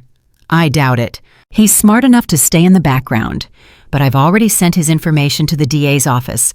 Once this hearing is over, he's going to have bigger problems than a failed investment scam. After Caleb left, I sat at the table and went through the documents again, memorizing every detail. The arrest records, the fake companies, the wire transfers. The architecture of Sable's betrayal laid out in black and white. My phone rang. Nathan. "Mom, can I come up? I need to talk to you." "Of course." He arrived 10 minutes later, looking worse than yesterday. His eyes were bloodshot, his hair uncombed, his shirt wrinkled like he'd slept in it. He probably had. "I haven't been home," he said, sitting down heavily on the couch. "I got a hotel room last night. Couldn't face her." "What did you tell her?" "Nothing. Just said I had early meetings and would be out late. She didn't even ask where I was staying." He laughed bitterly. She was probably relieved. More time to talk to Derek without me around. "You know about Derek. Caleb told me everything. The scam, the fake development, all of it. I almost invested our entire savings, Mom. I almost handed $300,000 to a con artist because my wife vouched for him." "But you didn't. You asked questions. You listened to your instincts. Only because you made me think twice at dinner. If you hadn't been there, if you hadn't pushed back, I would have wired the money yesterday." He put his head in his hands. "How could I be so stupid? You're not stupid. You're grieving and overwhelmed, and you trusted the wrong person. That's human, Nathan. It's not a character flaw." "It feels like a character flaw. Dad would never have fallen for this." "Your father fell for things too. He just didn't talk about them." I sat down next to him. "When we were first married, he invested in a friend's restaurant, lost $30,000 when the place went under 6 months later. He was devastated, felt like an idiot for trusting someone who didn't know what they were doing, but you know what he learned from it? What? That trust has to be earned, not given freely. That love and business are separate things. And that the smartest people are the ones who admit their mistakes and learn from them instead of pretending they never happened." Nathan looked up at me and I saw Gordon in his eyes. The same shape, the same color, the same capacity for both strength and vulnerability. "What do I do about Sable? What do you want to do?" "I want to wake up and have this all be a nightmare. I want my wife back, the woman I thought I married. But that person never existed, did she? Maybe she did at first. Maybe there was a version of Sable who actually cared about you, who wanted to build a real life. But somewhere along the way, greed took over. And once greed gets its hooks in someone, it's almost impossible to pull them out." "So I just give up? Throw away my marriage?" "I can't tell you what to do, baby, but I can tell you that marriage requires two people who are committed to the same things: truth, respect, partnership. If one person is lying and scheming and planning to take everything, there's no marriage left to save." He was quiet for a long time, staring at his hands. Finally, he said, "I need to think about the kids, about what this will do to them. The kids will be fine. They're resilient and they have you and they have me. What they don't need is to grow up watching their father be disrespected and stolen from. That's not a model for healthy relationships." "When did you get so wise?" "I've always been wise. You just weren't listening." I smiled to soften the words. "But seriously, Nathan, I've been married for 42 years. I've watched relationships succeed and fail. And the ones that fail are always the ones where one person thinks they're smarter than the other, where there's no real partnership. That's what you have with Sable. She doesn't see you as a partner. She sees you as a mark." "God, that hurts to hear." "I know, but it's true, and you need to accept it before you can move forward." We sat in silence for a while, just being together the way we hadn't been in years. Not since Gordon got sick, and everything became about treatments and hope and denial. Just a mother and son figuring out how to survive the wreckage of betrayal. "What happens Monday?" Nathan asked eventually. "I go to court and prove I'm not incompetent. Caleb presents evidence that Sable filed the petition under false pretenses. The judge throws it out and probably sanctions her attorney for filing a frivolous claim. And then we figure out next steps. I change locks, secure accounts, make sure she can't access anything. You decide whether you want to file for divorce or try marriage counseling with a woman who's been stealing from you." When you put it like that, the choice seems obvious. It should be, but I know it's not that simple when you've built a life with someone, when you have children together. So I'm not going to push. I'm just going to support whatever decision you make. He hugged me then, holding on tight like he used to when he was little and scared of thunderstorms. I held him back, this man who was still my baby, and let him feel whatever he needed to feel. After he left, I called Ava. She answered on the third ring, her voice small and uncertain. "Hi, Grandma." "Hi, sweetheart. How are you doing?" "Okay, I guess. Mom's been really mean today. She yelled at Liam for spilling juice, and she told me to stop asking about you." "I'm sorry, baby. Grown-ups sometimes take their problems out on kids, and that's not fair." "Are you coming back home?" "Not to live, no. But I'll visit. And you and Liam can come visit me at my hotel anytime you want. Mom said you're trying to steal our house." The poison had already started spreading. "Ava, listen to me. I own the house because Grandpa left it to me. But it's your home, and nobody's taking it away from you. Do you understand?" "I think so. It's like how my bike is mine, but I let Liam use it." "Exactly like that. The house is mine, but you all can live there as long as you need to." "Okay." She sounded relieved. "I miss you, Grandma." "I miss you too, sweetheart. So much." After we hung up, I sat on the couch and let myself cry. Not the desperate sobs from the garage, but the quiet tears of someone who's tired of fighting, tired of being strong, just tired. Gordon should be here. He should be the one handling this, protecting the family, making sure Nathan was okay. But he wasn't here, and the job had fallen to me, and some days it felt like too much. But I wiped my tears and ordered dinner and went through the documents again, because that's what you do when you're the last line of defense. You don't get to fall apart. You get to be strong even when you don't feel like it. Saturday morning, Caleb called with news. Derek Cole's in the wind. He checked out of his apartment yesterday, closed his bank accounts, disconnected his phone. The DA wants to issue a warrant, but they need more time to build the case. Did he warn Sable? Probably. She's been calling his old number nonstop, according to the phone records we subpoenaed. My guess is he realized we were onto him and bailed before things got too hot.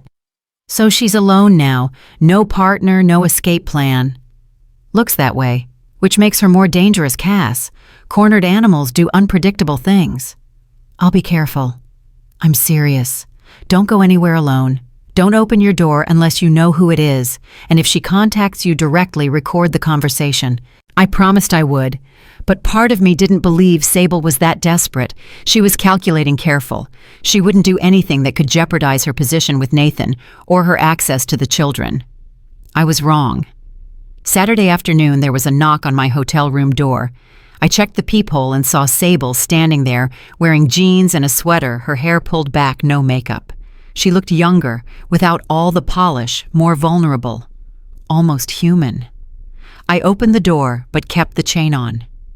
"What do you want, Sable?"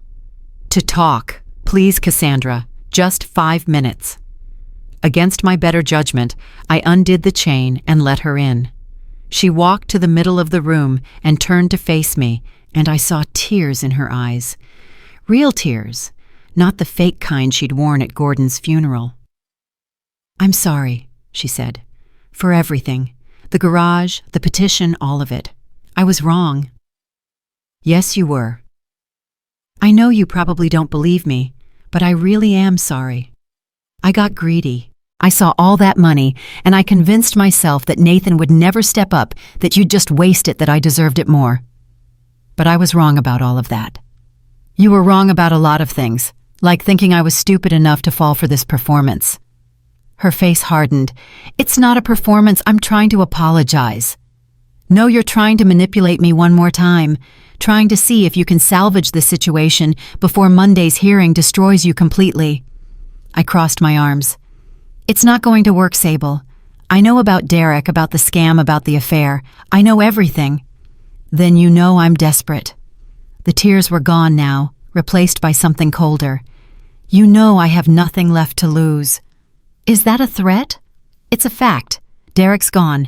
Nathan won't talk to me, and on Monday I'm going to be humiliated in court. So I'm asking you one last time to work with me." "Work with you how?" "Drop the hearing. Tell the judge you've reconsidered, that you and Nathan have worked things out. I'll move out of the house quietly. I'll sign whatever custody agreement Nathan wants. I just need a little money to start over. $200,000. That's nothing to you. $200,000 to go away quietly. To not make things uglier than they need to be. I looked at her and felt something like pity. She'd played the game so carefully, manipulated so skillfully, and still ended up here begging for scraps from the woman she'd tried to destroy. No, I said simply. You get nothing. You leave with whatever you came into this marriage with, and you never contact my son or my grandchildren again. You can't do that. I have rights. You had rights. You forfeited them when you filed a fraudulent petition and tried to steal from your husband. Any judge in Texas will give Nathan sole custody, given what Caleb's about to present on Monday. Her face went white, then red. You think you've won, but you haven't. I still have cards to play. Like what Derek's gone. Your scam is exposed. Your affair is documented. You have nothing left, Sable. I have Nathan's children. I can turn them against you, against him. I can make sure they never want to see either of you again. You could try. But kids aren't stupid. They see more than you think. And right now, they see a mother who's angry and mean and barely pays attention to them, while their father and grandmother actually care about their well-being. Get out of my way, Cassandra, or I'll make you regret it. I'm already in your way, and there's nothing you can do about it. She stared at me for a long moment, and I could see her trying to figure out if she could physically intimidate me. I'm smaller than her older, weaker. In a fight, she'd probably win, but I had something she didn't. I had the law on my side and documentation and the truth. Get out of my hotel room, I said quietly, and don't come back.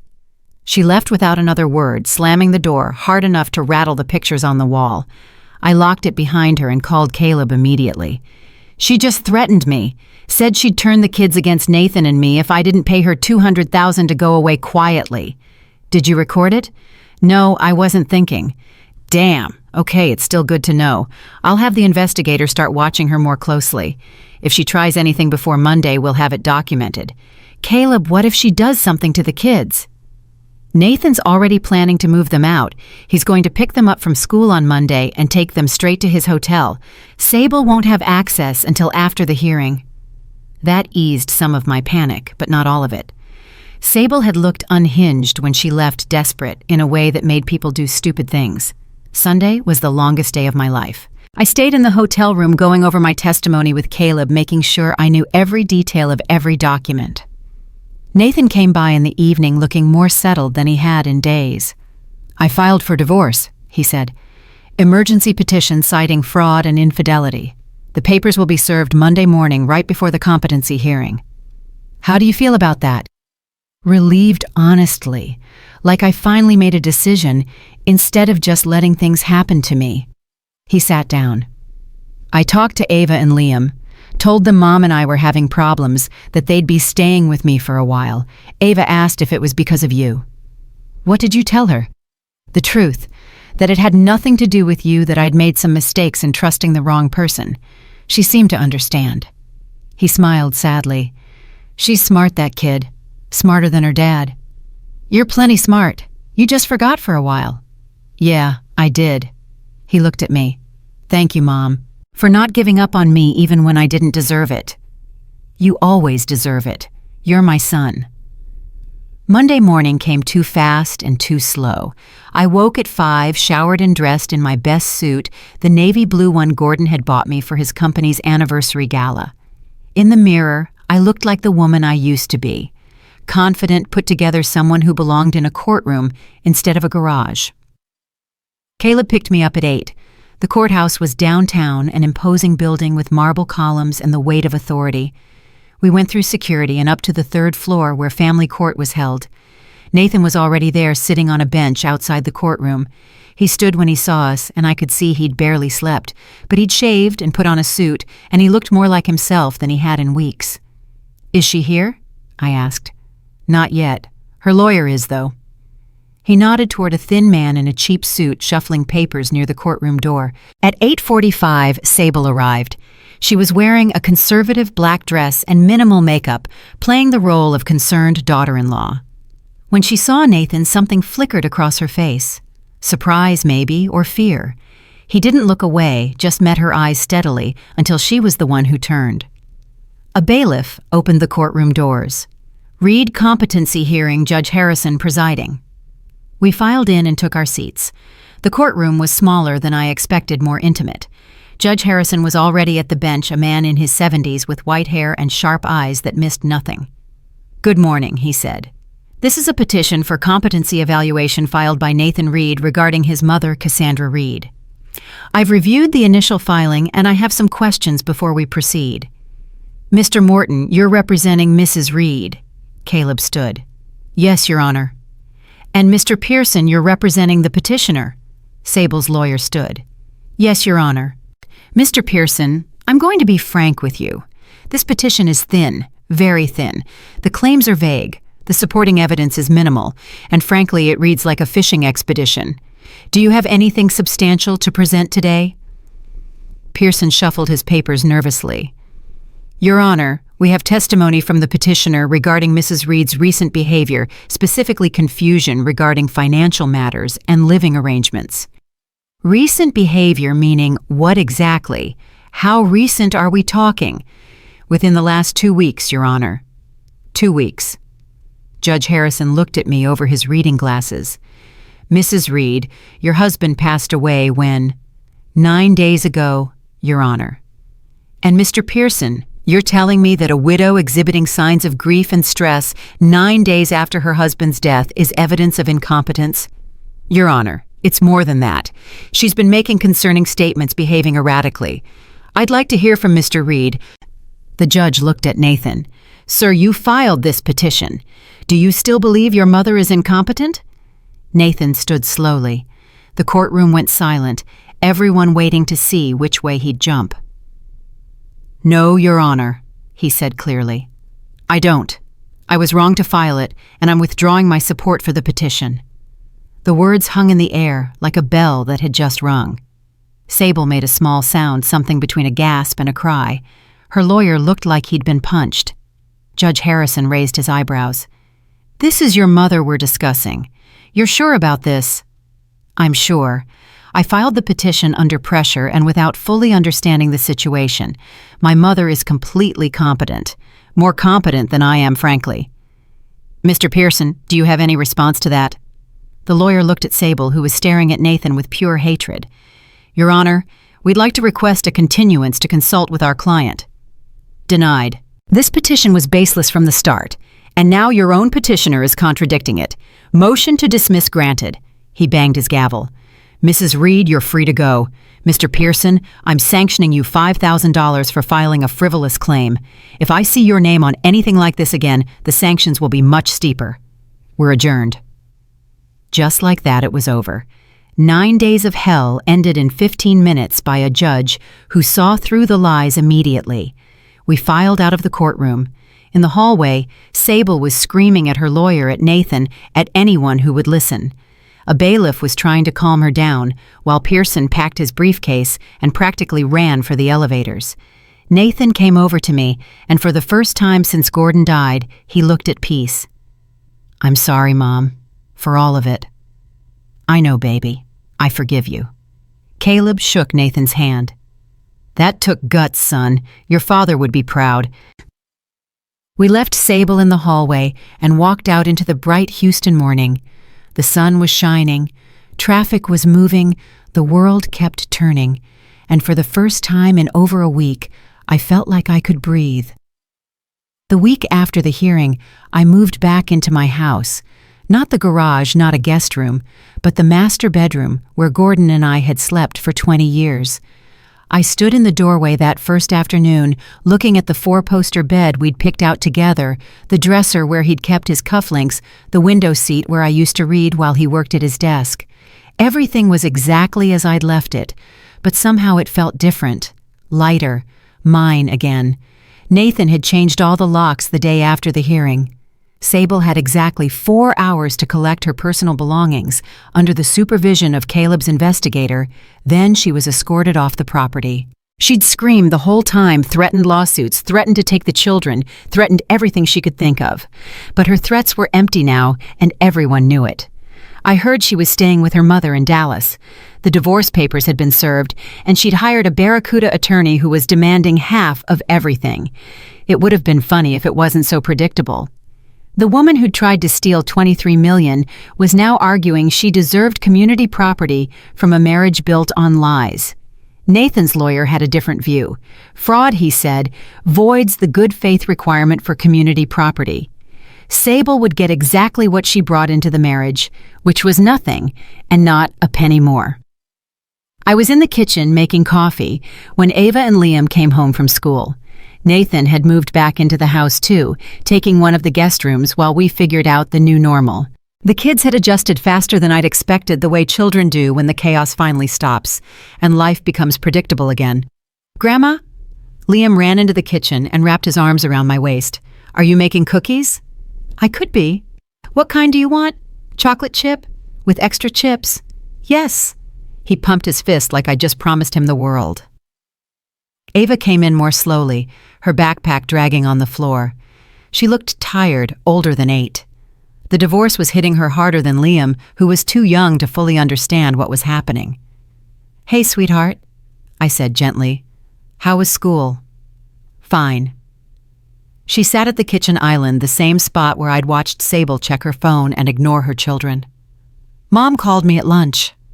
Nathan appeared in the doorway, his expression immediately alert. "What did she say?" "That you and Grandma turned her into a bad guy. That none of this is her fault." Ava looked at me with those 2 old eyes. "Is that true?" I wiped my hands and came around the island to sit next to her. "Your mom made some choices that hurt people. Your dad and I are dealing with the consequences of those choices. But none of this is about you being a bad guy or a good guy. It's about grown-ups who forgot how to be honest with each other. She said you stole her money." "I didn't steal anything. The money was always mine from your grandpa. Your mom wanted it, but wanting something doesn't make it yours. Like when Liam wants my toys." "Exactly like that." She nodded, slowly processing. "I miss her. Even though she was mean, sometimes she's still my mom. I know, baby, and you're allowed to miss her. You're allowed to love her. Those feelings don't go away just because she made mistakes." "Can I still see her?" Nathan came over and knelt down next to Ava's chair. "Of course you can. We're working out a schedule where you and Liam can visit her on weekends. But she's not going to live here anymore. Is that okay?" Ava's eyes filled with tears. "I guess so. I just wish everything was normal again." "Me too, sweetheart. But sometimes normal changes, and we have to figure out a new normal. And this new normal has Grandma living with us, which is pretty great, right?" She looked at me and smiled through her tears. "Yeah, that's the best part." I pulled her into a hug and let her cry, this little girl who'd been caught in the middle of adult warfare through no fault of her own. Liam came over too, sensing his sister needed comfort, and the 4 of us sat there in a knot of arms and tears and the messy love that holds families together, even when they're breaking apart. That night, after the kids were in bed, Nathan and I sat on the back porch with glasses of wine. The magnolia tree rustled in the breeze, dropping white petals across the grass like snow. It was the first peaceful moment we'd had together since Gordon died. "I need to tell you something," Nathan said, staring at his glass, "about why I let it get so bad, why I didn't stand up to her sooner." "You don't have to explain." "No, I do, because I've been thinking about it a lot and I figured out what happened." He took a breath. "When Dad got sick, I couldn't handle it. Couldn't handle watching him deteriorate, couldn't handle knowing I was going to lose him. So I checked out. I let Sable take control of everything because it was easier than facing reality." "That's understandable, Nathan. Grief makes us do strange things. But it's not an excuse.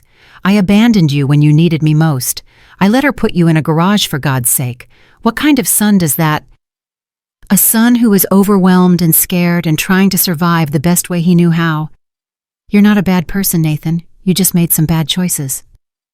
"Dad would be so disappointed in me." "Your father would understand. He made mistakes too, you know. When his mother died, he threw himself into work and barely talked to me for months. Everyone handles loss differently.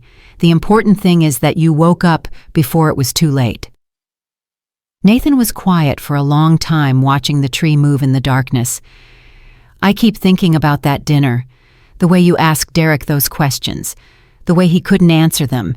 If you hadn't been there, if you hadn't been brave enough to speak up, even when Sable was treating you like garbage, I would have lost everything. You wouldn't have lost everything. You would have lost money. That's replaceable. Not $300,000. Not for me. Even $300,000. Money comes and goes, Nathan. What matters is that you still have your integrity, your children, and a chance to start over. Those things are worth more than any investment. He reached over and squeezed my hand. When did you get so wise? I've always been wise. You just started listening. I smiled to take the sting out of it. But seriously, I learned a lot in 42 years of marriage. Your father taught me that strength isn't about never falling down. It's about getting back up and trying again. I'm trying. I know you are. And you're doing great. The next few weeks settled into a rhythm. Nathan went to work, the kids went to school, and I ran the household the way I'd always done before Sable inserted herself into our lives. But it was different now. Better. Nathan actually talked to me about his day, asked my opinion on decisions, treated me like a partner instead of an obligation. The kids spent more time with me helping in the kitchen and doing homework at the island while I cooked dinner. Sable got her weekend visitations supervised at first because her lawyer had worried she might try to disappear with the children. But she showed up, played nice, and after a few weeks, the supervision was dropped. Whatever else she did seem to love Ava and Liam in her own way. Just not enough to be honest with them or their father. The divorce moved forward slowly, grinding through the legal system with all the grace of a garbage truck. Sable's lawyer kept trying to negotiate, kept claiming she deserved more, but Nathan's lawyer held firm. Fraud voids everything. She'd get nothing. I stayed out of it, mostly letting Nathan handle his own mess. But I kept detailed records of every interaction, every phone call, every time Sable tried to manipulate the situation, just in case. 2 months after the hearing, Caleb called with news. Derek Cole was arrested in New Mexico, running the same scam on a different group of investors. The DA in Dallas wants to know if Nathan will testify. Will he have to? Probably. They need someone to establish the pattern, show that Derek targets people going through grief or transition. Nathan's a perfect witness. He'll do it. He wants closure on all of this. Good, because there's more. The DA found evidence that Sable was involved in at least 3 other scams with Derek. Different names, different cities, but same MO. She'd befriend wealthy widows or single men, gain their trust. Then Derek would come in with an investment opportunity. They'd split the take and move on. The coldness of it still had the power to shock me. So Nathan was just another mark. Exactly. And the DA thinks there might be more victims out there. They're asking permission to look through Sable's financial records, see if they can identify other people she scammed. Do whatever you need to do. Just keep my grandchildren out of it. That's the tricky part.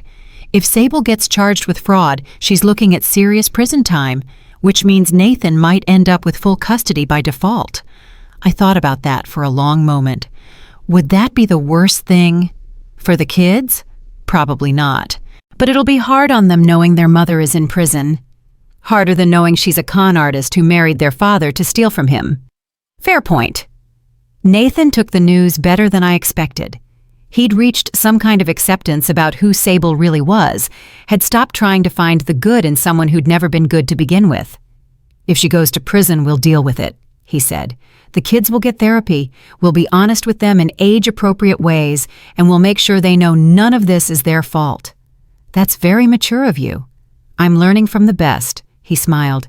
You handled all of this with so much grace, Mom.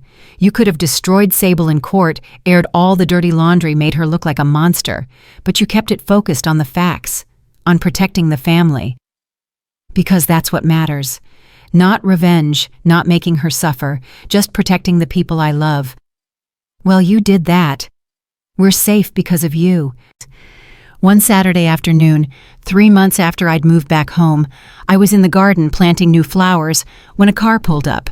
I didn't recognize it, a rental sedan with tinted windows. My first thought was Sable come to cause trouble, But when the door opened, a woman I'd never seen before got out. She was in her 60s, well-dressed, with gray hair and kind eyes. She walked up the driveway, slowly taking in the house.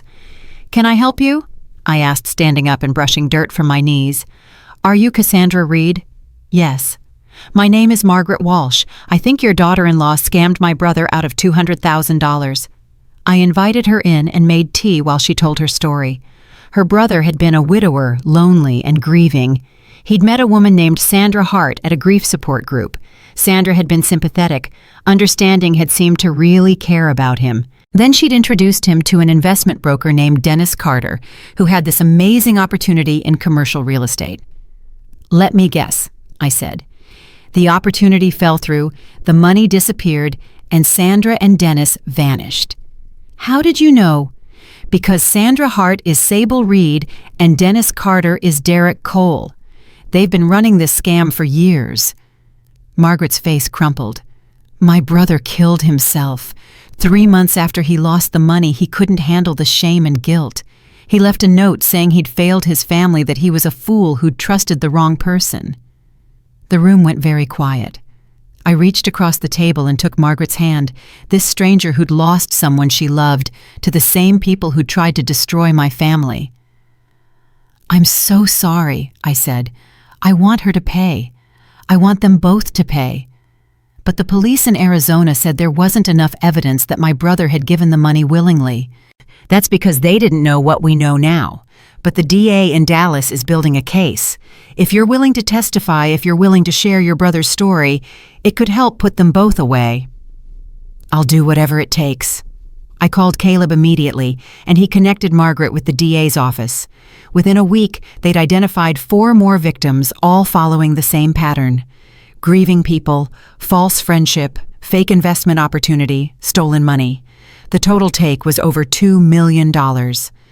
Sable was arrested on a Wednesday morning. Nathan got the call from his lawyer while he was at work. He came home early, pale and shaken, and we sat in the kitchen while he processed it. "Part of me feels relieved," he said, "like this is finally over. But part of me feels guilty, like I should have seen it sooner, should have protected those other people somehow." "You couldn't have known. She fooled everyone, Nathan. That's what con artists do." "But one of them killed himself, Mom. A man died because of her." "No, a man died because of the shame and isolation that comes with being victimized. That's on Sable and Derek, not on you or anyone else they fooled." Telling Ava and Liam was the hardest conversation I'd ever witnessed. Nathan sat them down on the couch and explained in simple terms that their mother had made some very bad choices, had hurt people, and taken money that didn't belong to her, and that she was going to have to go to jail for a while. Ava cried. Liam looked confused, too young to really understand what jail meant. But Nathan held them both and promised that he would always be there, that I would always be there, that they were safe and loved no matter what. Later that night, after the kids were finally asleep, I found Nathan on the back porch again, staring at the magnolia tree. "Dad would know what to say to them," he said. "He always knew the right words. And your father would tell you that the right words matter less than being present, than showing up day after day and proving through your actions that they can count on you. And you're doing that, Nathan. You're being the father they need." I hope so. I keep thinking about how close I came to losing them. If you hadn't fought back, if you'd just accepted what Sable was doing, she would have taken everything. The money, the house, probably custody of the kids. And I would have let her, because I was too weak to see what was happening. But that didn't happen. You found your strength when it mattered. That's what counts. He looked at me with tears in his eyes. "I don't know what I would have done without you. You would have figured it out, because you're Gordon's son, and Gordon never gave up on anything that mattered." The trial happened 6 months later. I sat in the courtroom every day watching as the DA methodically built the case against Sable and Derek. Victim after victim took the stand, telling stories that were all variations of the same theme. Trust betrayed money, stolen lives destroyed. Sable sat at the defense table in a gray suit, her hair pulled back, makeup minimal, playing the role of remorseful defendant. But her eyes were hard, calculating, always working the angles. Even now, even facing 20 years in prison, she thought she could manipulate her way out. Nathan testified on the fourth day. He was nervous but clear, explaining how Sable had isolated him from me, had pushed him to file the competency petition, had almost gotten him to invest in Derek's fake development. The jury listened intently, and I could see them connecting the dots, understanding the pattern. On the seventh day, Margaret Walsh testified about her brother. She broke down on the stand, sobbing as she read his suicide note aloud. The courtroom was absolutely silent, except for her voice and the sound of people crying in the gallery. That's when I saw it. A flicker of something on Sable's face. Not remorse exactly, but recognition. The understanding that she'd pushed too far, that this time the consequences were real. The jury deliberated for 6 hours. When they came back, the forewoman stood and read the verdict. Guilty on all counts. Sable's face went white. Her lawyer put his hand on her arm, but she shook him off. She turned and looked directly at me, and for a moment we just stared at each other across the courtroom. 2 women who'd gone to war and only one had survived. I didn't smile, didn't gloat, just held her gaze until she looked away. The judge sentenced her to 15 years. Derek got 20. Neither would be eligible for parole until they'd served at least 10. Nathan took Ava and Liam to see her before she was transferred to the state prison. I stayed home, giving them space for their goodbye. When they came back, the kids were quiet and subdued. Ava went straight to her room. Liam crawled into my lap and just sat there, not crying, just needing to be held. "She said it was Grandma's fault," he whispered. "Said none of this would have happened if Grandma hadn't been mean to her." "That's not true, buddy. Your mom made her own choices. Nobody forced her to do the things she did." "I know. Dad explained it, but it still makes me sad." "It's okay to be sad. It's okay to miss her, even though she did bad things." "Will she ever come home?" "Not for a long time, but you can write her letters if you want, and visit her sometimes. She's still your mom, even if she made mistakes." He nodded against my chest, and we sat there until he fell asleep. A year after the trial, Nathan met someone new. Her name was Claire, and she was an elementary school teacher who loved hiking and terrible puns. She was kind to the kids, respectful to me, and completely honest about everything. The opposite of Sable in every way that mattered. I liked her immediately. They took things slow, dating for months before she even met the children. When she finally came to dinner, Ava was suspicious and protective, but Liam took to her right away. By dessert, even Ava was laughing at Claire's jokes. "What do you think?" Nathan asked me later after Claire had gone home. "I think she's lovely. I think you deserve someone who makes you happy." "It's only been a year. Is that too soon?" There's no timeline for healing Nathan. If you're ready, you're ready. And if you're not, that's okay too. But don't let guilt about Sable keep you from moving forward. Dad would have liked her. Yes, he would have. I stood on the porch that night after everyone was asleep and looked up at the stars. The same stars I'd looked at from the garage, from the hotel, from every place I'd been during those dark weeks when I thought I'd lost everything. But I hadn't lost anything that mattered. Not really. I'd lost my husband, but his love stayed with me. I'd lost my sense of security, but I'd found strength I didn't know I had. I'd lost my place in my own home, but I'd taken it back and made it mine again. And Sable had lost everything. Her freedom, her children, her chance to reinvent herself in another city with another Mark. She'd gambled on breaking me and lost. The magnolia tree rustled in the breeze, and I could almost hear Gordon's voice on the wind. "Proud of you, Cass. Always knew you were stronger than you looked." 2 years after Gordon died, I went to Cancun. The villa was exactly as we'd left it, white walls and red tile and windows overlooking the ocean. I spent a week there walking the beach and eating fresh fish and letting the sun warm my skin. On the last night, I sat on the balcony with a glass of wine and watched the sunset paint the sky in shades of orange and pink and gold.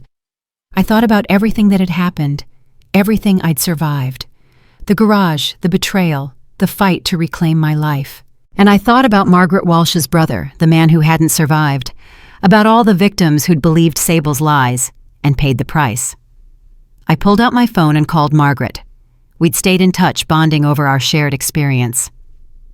I've been thinking, I said, about starting a foundation to help people who've been scammed by con artists, provide legal help, therapy, financial counseling, all the things that might have saved your brother. That's a beautiful idea, Cassandra. I want to name it after him, if that's okay with you. She was quiet for a moment, and I could hear her crying softly. He would have loved that. Thank you. The foundation launched 6 months later. We helped 32 people in the first year alone, and the number grew every month. Nathan ran the business side, Claire helped with outreach, and I met with victims sharing my story and showing them that survival was possible. Ava and Liam grew up strong and healthy with therapy and love and the knowledge that even when bad things happen, family shows up. Ava became fiercely protective of people being treated unfairly, already showing signs of the lawyer she'd eventually become. Liam stayed sweet and gentle, the kind of boy who noticed when someone was sad and tried to make them smile. They saw Sable once a month at the prison. She'd changed her hair, lost weight, looked older than her years. The kids came back from those visits quiet and thoughtful, processing in their own ways. But they had Nathan, they had me, they had Claire, and they had each other. That was enough. 5 years after Gordon died, I was sitting in the garden when my phone rang. Unknown number. I almost didn't answer, but something made me pick up. Mrs. Reed. This is Warden Patterson from Gatesville Correctional. I'm calling about Sable Reed. My heart stopped. Is she okay? She's fine. But she's asked if you'd be willing to visit her, says she has something important to tell you. I sat there for a long moment, torn between curiosity and the desire to never see that woman's face again. But something in me needed closure, needed to hear whatever she wanted to say. I'll come, I said finally. The prison was 3 hours north, all concrete and chain link and guard towers. They searched me, made me leave my phone in a locker, then led me to a visiting room with cheap tables and vending machines. Sable was already there wearing an orange jumpsuit, her hair graying at the temples. We sat across from each other, neither speaking at first. She looked tired, worn down by years of prison routine and the knowledge that she'd destroyed her own life.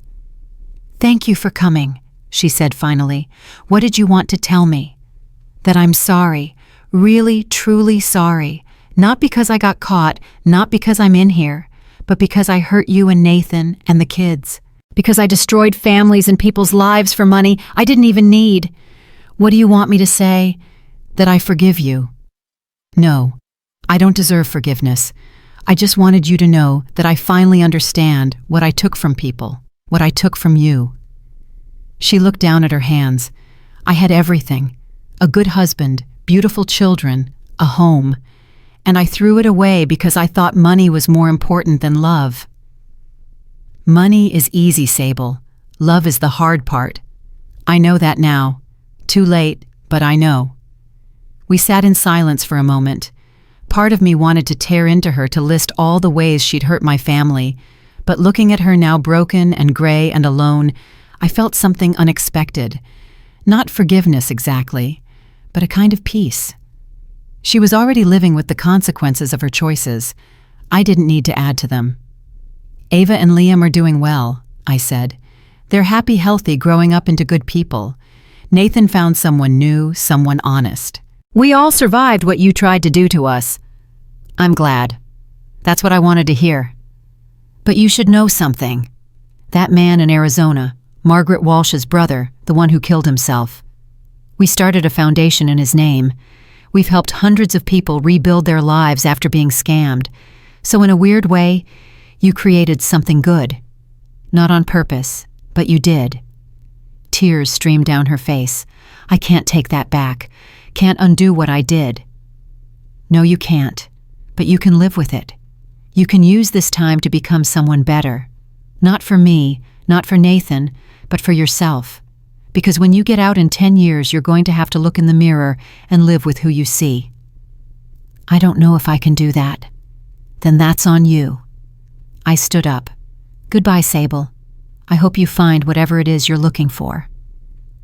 I walked out without looking back through security and past the guard towers and into the parking lot where sunshine and fresh air waited.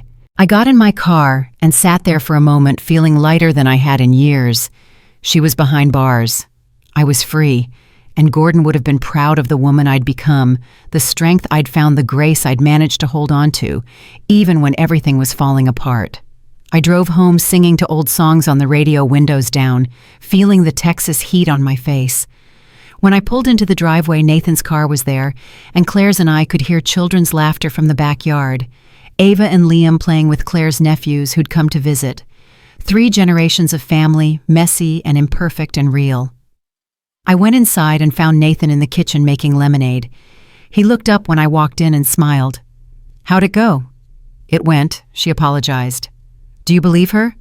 "I think she believes herself, which is probably as close to real remorse as Sable gets." I took the pitcher from him and poured myself a glass. "But it doesn't matter anymore. She's there, we're here, and life goes on." "Amen to that." He clinked his glass against mine. "Dad would be proud of you, Mom, of how you handled all of this." "I know. I can feel him sometimes, you know, in the way the magnolia tree moves and the sound of the kids laughing.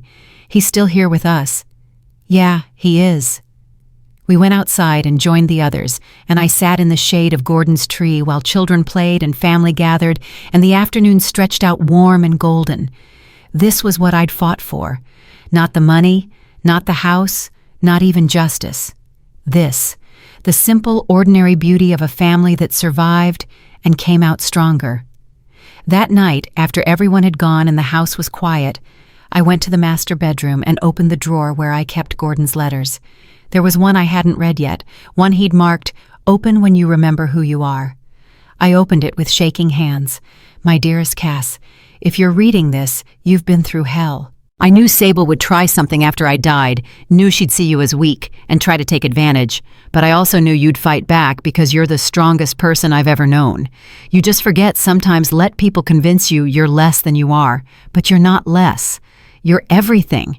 You're the woman who built a life with me from nothing, who raised a good son, who never backed down from a fight that mattered. I'm proud of you, Cass. So damn proud. And I'm watching over you wherever I am, cheering you on. Live your life. Take risks. Fall in love again if you want to. Just promise me you'll never let anyone make you feel small again. Because you, Cassandra Reed, are a force of nature. Always have been. I love you forever, Gordon." I folded the letter carefully and put it back in the drawer. Then I climbed into bed, into sheets that still smelled faintly of Gordon's cologne, and closed my eyes. I'd lost my husband, my sense of security, and nearly my home. But I'd found something more valuable. I'd found myself the woman Gordon always knew I could be, and I was never letting her go again.